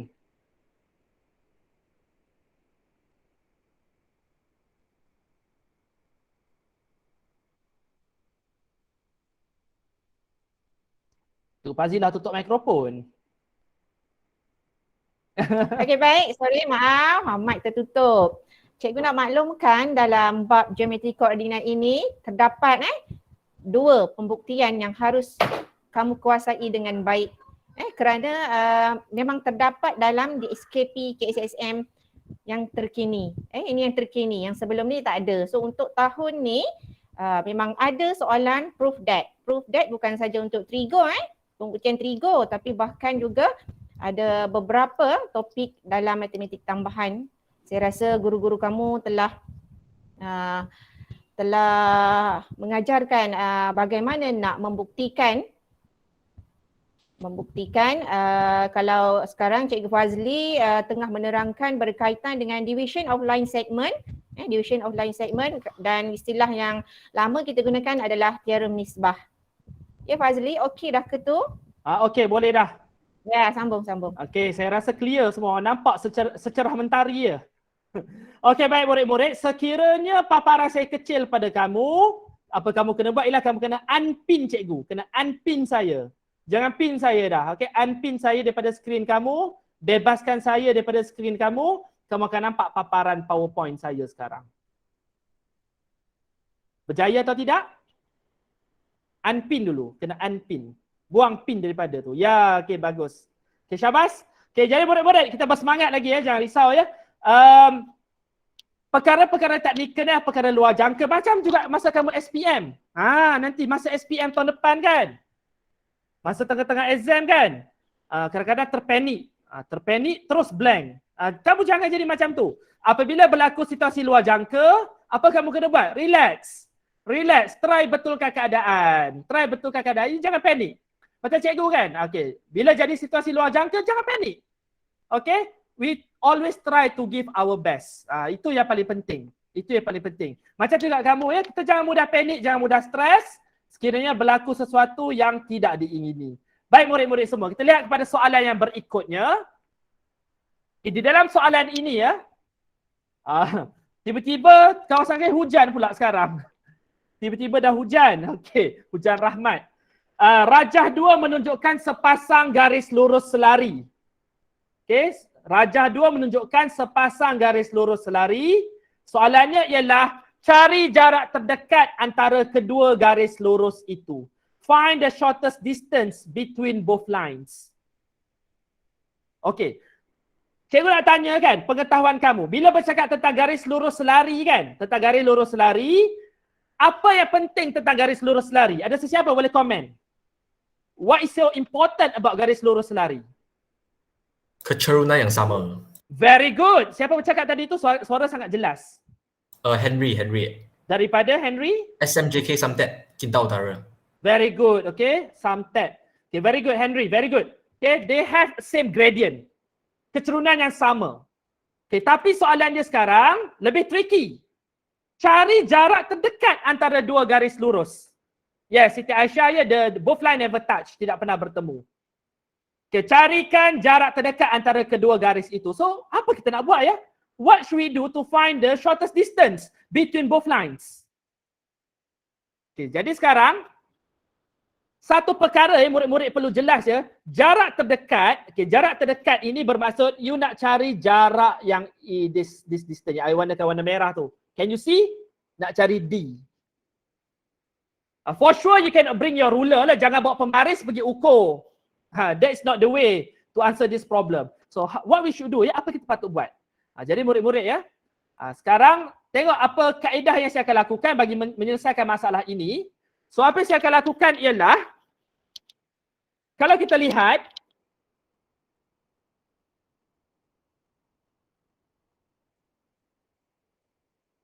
we have the first straight line, kita ada garis lurus yang pertama ya. Persamaannya ialah 3x tolak 4y sama dengan, plus 2 ya, tambah 2 sama dengan 0. Okay, plus 2 equal to 0. Ataupun kita terus tukar kepada 3x tolak 4y equal to negative 2 lah. Negative 2. Okay, another straight line, atas dia apa? Okay, another straight line adalah 3x minus 4y equal to negative 12. Okay, saya tukarkan dalam bentuk begini. Jadi murid-murid perasan tak? Dia masih lagi equation sama, 3x minus 4y yang tak sama dan nombor di sebelah kanan itu. Okay, ini menunjukkan bahawa garis lurus sedari mempunyai kecerunan yang sama tetapi kemungkinan besar pintasan y yang berbeza ya. Okay, different y-intercept. Oleh itu ya, kalau kita lihat untuk garis lurus yang sebelah atas, apakah y-intercept dia? Anybody can respond? Garis lurus yang first di sebelah atas, apakah y-intercept dia? Apakah pintasan y-nya? 3. 3. Okay, garis lurus yang sebelah bawah, berapa pintasan y dia?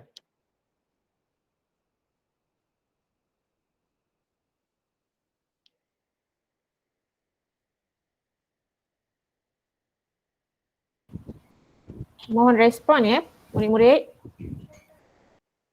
Okey. 2/3. 2/3 is it? 1/2 kan? 1/2. Kalau you nak cari pintasan y, meaning that your x is 0. Okay, remember ya? Kalau nak cari pintasan y, ya. Nak cari pintasan y, it means x you 0. Okay. Next ni, saya tengok sini pintasan x yang garis yang pertama ni adalah negative 4. Okay, tengok apa taktik yang cikgu nak buat adalah, I nak cari shortest distance. Apa cikgu akan buat ialah cikgu akan cari luas segitiga. Saya nak cari luas kawasan berlori yang saya buat tu.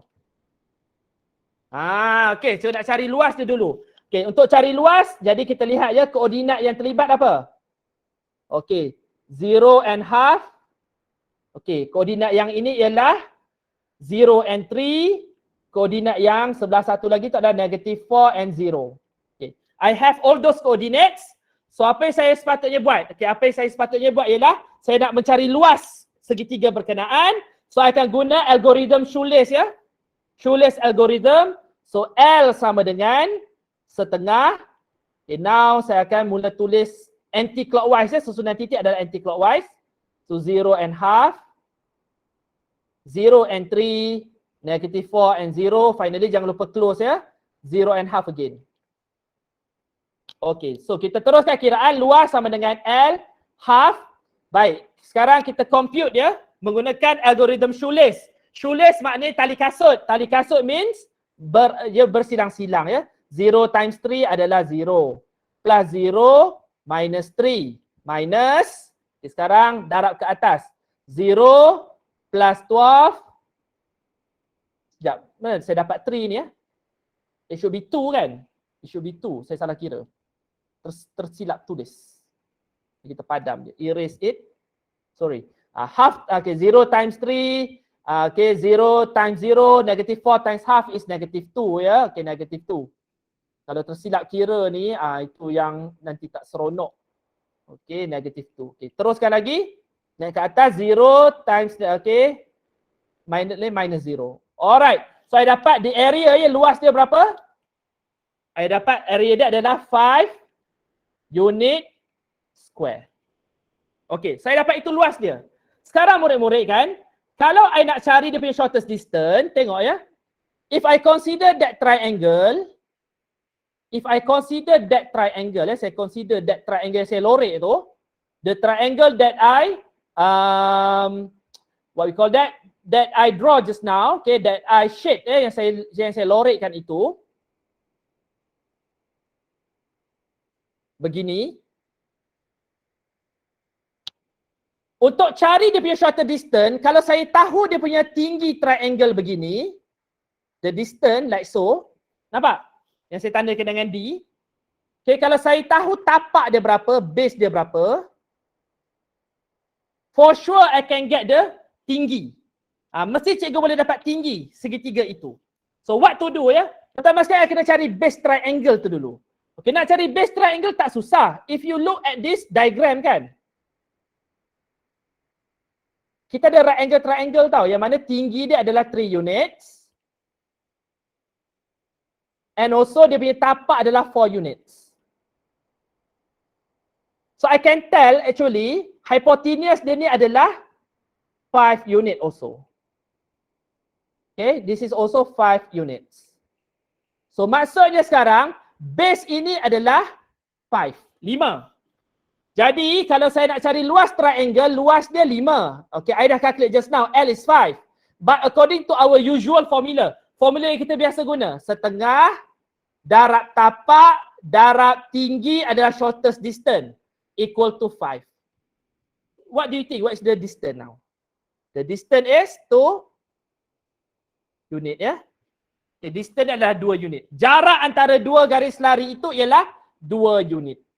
So dekat sini ya, apa yang dimaksudkan sebagai jarak terpendek ya, apa yang dimaksudkan sebagai jarak terdekat, sorry. What is the meaning of shortest distance? Jarak terdekat. Jarak terdekat bermaksud dari sudut segitiga, jarak terdekat adalah tinggi segitiga itu sendiri.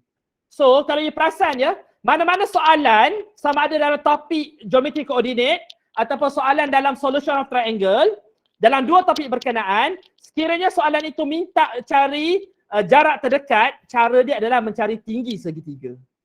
Sebab tinggi segitiga tu dia adalah berserenjang dengan tapak, dia akan jadi jarak yang paling pendek. Itu dia punya idea behind it. Okey, baik murid-murid, seterusnya kita lihat kepada soalan yang ketiga, okey? Soalan yang ketiga, rajah 3 menunjukkan titik Q yang terletak di atas tembereng garis PR. Diberi bahawa 5QR sama dengan KPR dengan keadaan K ialah pemalar. Ungkapkan M dalam sebutan K. Okey? Alright. So, kita gunakan tadi yang Cikgu Fazilah ada sebut teorem nisbah. 5QR sama dengan KPR. It means kalau saya tukar dalam bentuk nisbah, QR bahagi PR, awak dapat apa? K over 5. Bermaksud QR, the ratio akan jadi K. And PR, the whole thing is 5. So you can tell me, apa ratio untuk PQ?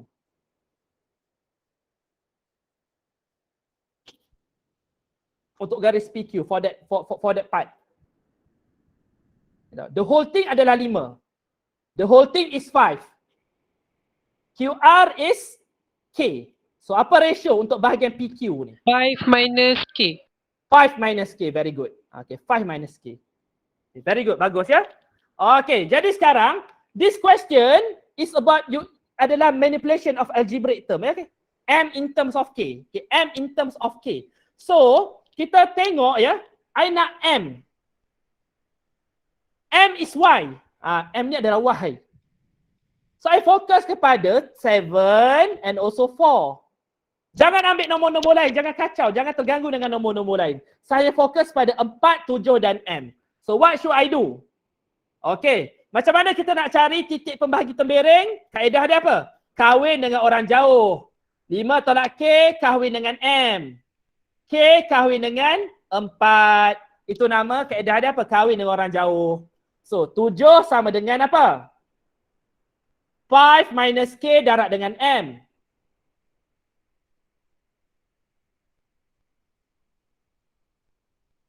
Plus K, you multiply dengan 4. Jadi 4K.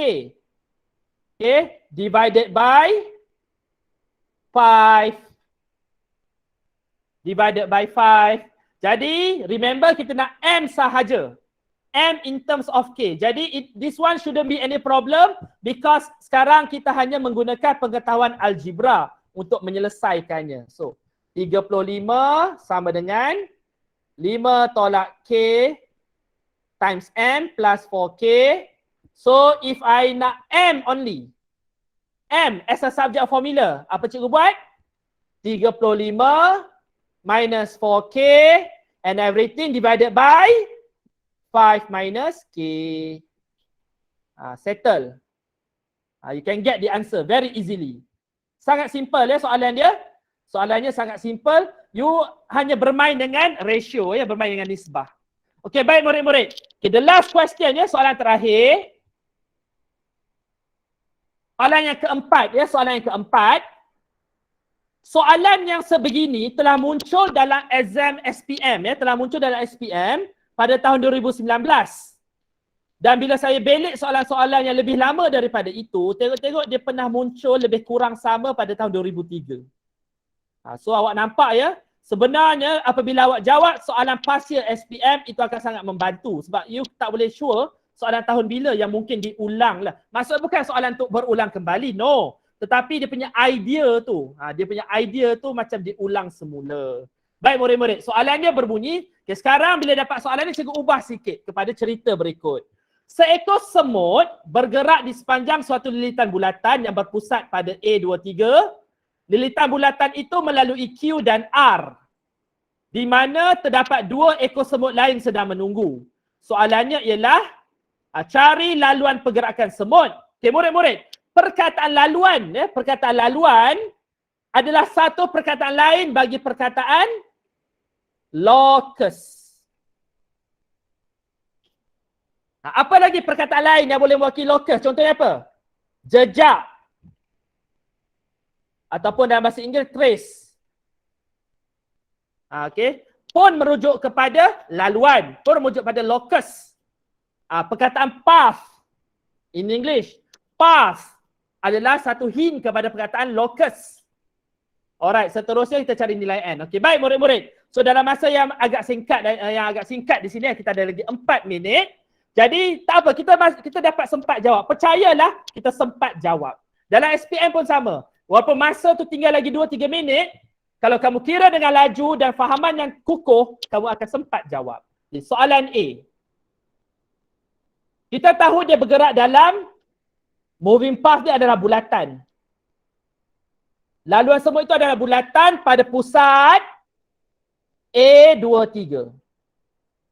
Dan kita tahu ya, ada satu titik tetap, ada satu titik di mana ada seekor semut menunggu. -2, 0. Dan ada satu lagi titik yang mana ada seekor semut lagi menunggu. Koordinat dia 5N. Okey. Titik tetap adalah pusatnya. Ini titik tetap. Sedangkan laluan bagi semut itu adalah kita anggap sebagai titik bergerak. Murid-murid, semua ya. Okey, saya tahu kamu cemerlang, tapi kadang-kadang kita boleh careless. Dekat sini yang sudah banyak akan careless dalam kiraan ya. Titik bergerak kita anggap sebagai XY sahaja. Titik tetap adalah apa yang diberi. Jadi, persamaan lokus diperoleh dengan manipulasi daripada rumus jarak. Dan idea adalah jarak antara dua titik. Sekarang kita nak cari jarak dia. Okey, sekarang jarak antara titik bergerak dengan titik tetap. So, koordinat dia akan jadi apa? X minus 2 kuasa 2 tambah, okey, kemudian kita ada Y tolak 3 kuasa 2 square root. Remember, we are talking about jarak. Jadi, berapa jarak antara A dengan Q? Berapa jarak antara A dengan R? Okay. A dengan R tak boleh nak dicari sebab R dia ada variable N. Sekarang kita cari jarak antara A dengan Q. Kita cari jarak AQ ya. Kita cari jarak AQ. Okay. To find jarak AQ sangat senang. Guna rumus jarak saja. So, 2 tolak negatif 2 kuasa 2 campur 3 minus 0 kuasa 2 dan kita cari square root dia. So by calculation ya, awak akan dapat sebelah si AQ ni adalah 5. Square root 5, manakala kalau kita kembangkan ya, X kuasa 2 tolak 4X tambah 4 plus Y kuasa 2 tolak 6Y plus 9 and the square root together. Akhir sekali kita boleh buang square root, dah pindahkan 5. So awak dapat apa? X kuasa 2 tambah Y kuasa 2 tolak 4X tolak 6Y. Okey, dan kita akan dapat tolak 9 campur 4, 13 ya. Okey, kita dapat berapa ni? Kenapa ada square root 5? Saya salah kat sini. Dia adalah 5 saja, bukan square root 5. Kenapa saya letak square root 5? Tu tersasul namanya.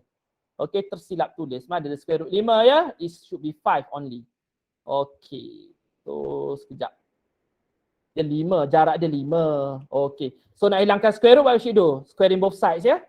Okey, plus 4 plus 9 minus 25 equal to 0. Okay, 25 dia atas mana? 5 square.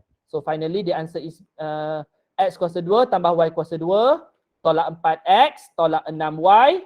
Okey, di sini kita akan dapat minus 12 equal to 0. Okay. Jadi kita dah settle bahagian mencari persamaan locus. Seterusnya bila kita nak cari nilai n,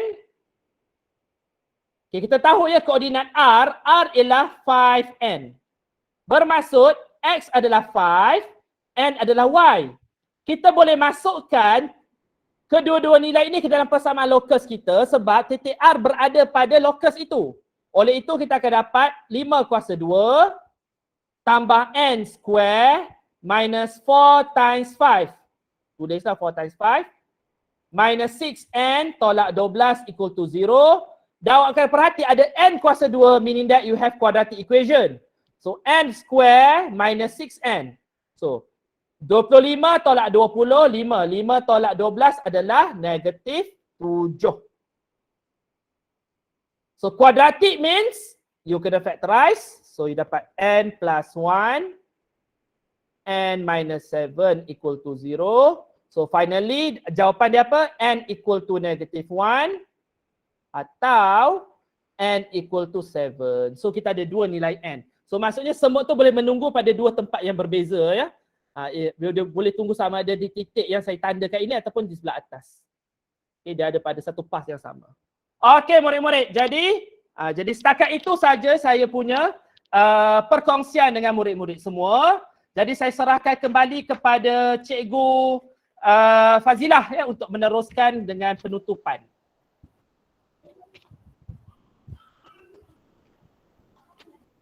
Demikian tadi perkongsian yang amat menarik yang telah disampaikan Encik Muhammad Fazli bin Abdul Muttalib, Guru Cemerlang Matematik Tambahan.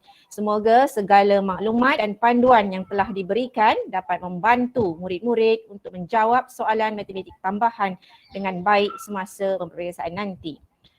Semoga program ini berjaya meningkatkan keputusan matematik tambahan SPM dari segi kualiti dan kuantiti dengan sokongan padu dari semua peringkat, seterusnya dapat mengharumkan nama sekolah dan negeri dengan keputusan yang cemerlang.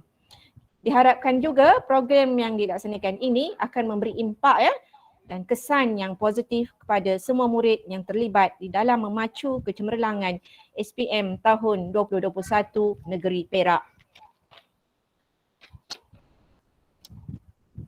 Kita telah sampai ke hujung acara. Saya mewakili jawatan kuasa program merakamkan ucapan terima kasih kepada semua peserta dan semua pihak yang terlibat, terutamanya urusia teknikal dan dalam memastikan penganjuran program berjalan dengan jayanya pada hari ini. Okey, baik.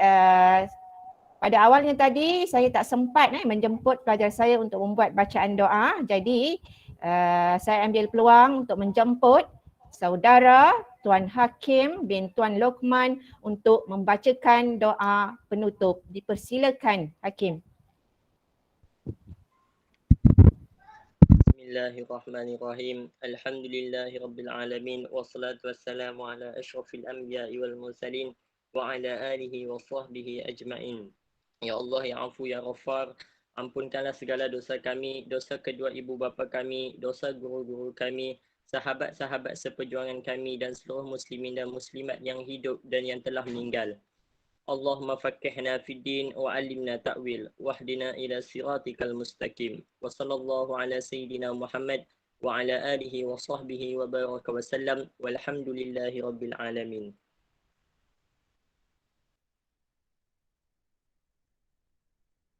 Tuan Abdul Hakim bin Tuan Lokman dari SMK Abu Bakar Al-Bakir, Krian, Perak. Seterusnya, kita telah di penghujung acara. Saya menyusun 10 jari memohon ampun dan maaf sekiranya sepanjang mengacarakan majlis terdapat salah dan silap. Sesungguhnya yang terbaik itu datangnya dari Allah dan kekurangan itu adalah kelemahan saya sendiri. Akhir kata, wabillahi taufik wal hidayah. Wassalamualaikum warahmatullahi taala wabarakatuh. Sampai jumpa lagi pada slot yang kedua nanti, iaitu pada 11 Oktober bersama Cikgu Ma dan Cikgu Fazli selaku fasilitator. Terima kasih dan tahniah kerana dapat memberi komitmen hingga ke hujung program. Okay, bye. Assalamualaikum dan selamat petang. Terima kasih. Sama-sama. Terima kasih. Terima kasih cikgu. Sama-sama. Terima kasih cikgu. Terima kasih cikgu. Ya, sama. Terima kasih cikgu. Ya, sama-sama.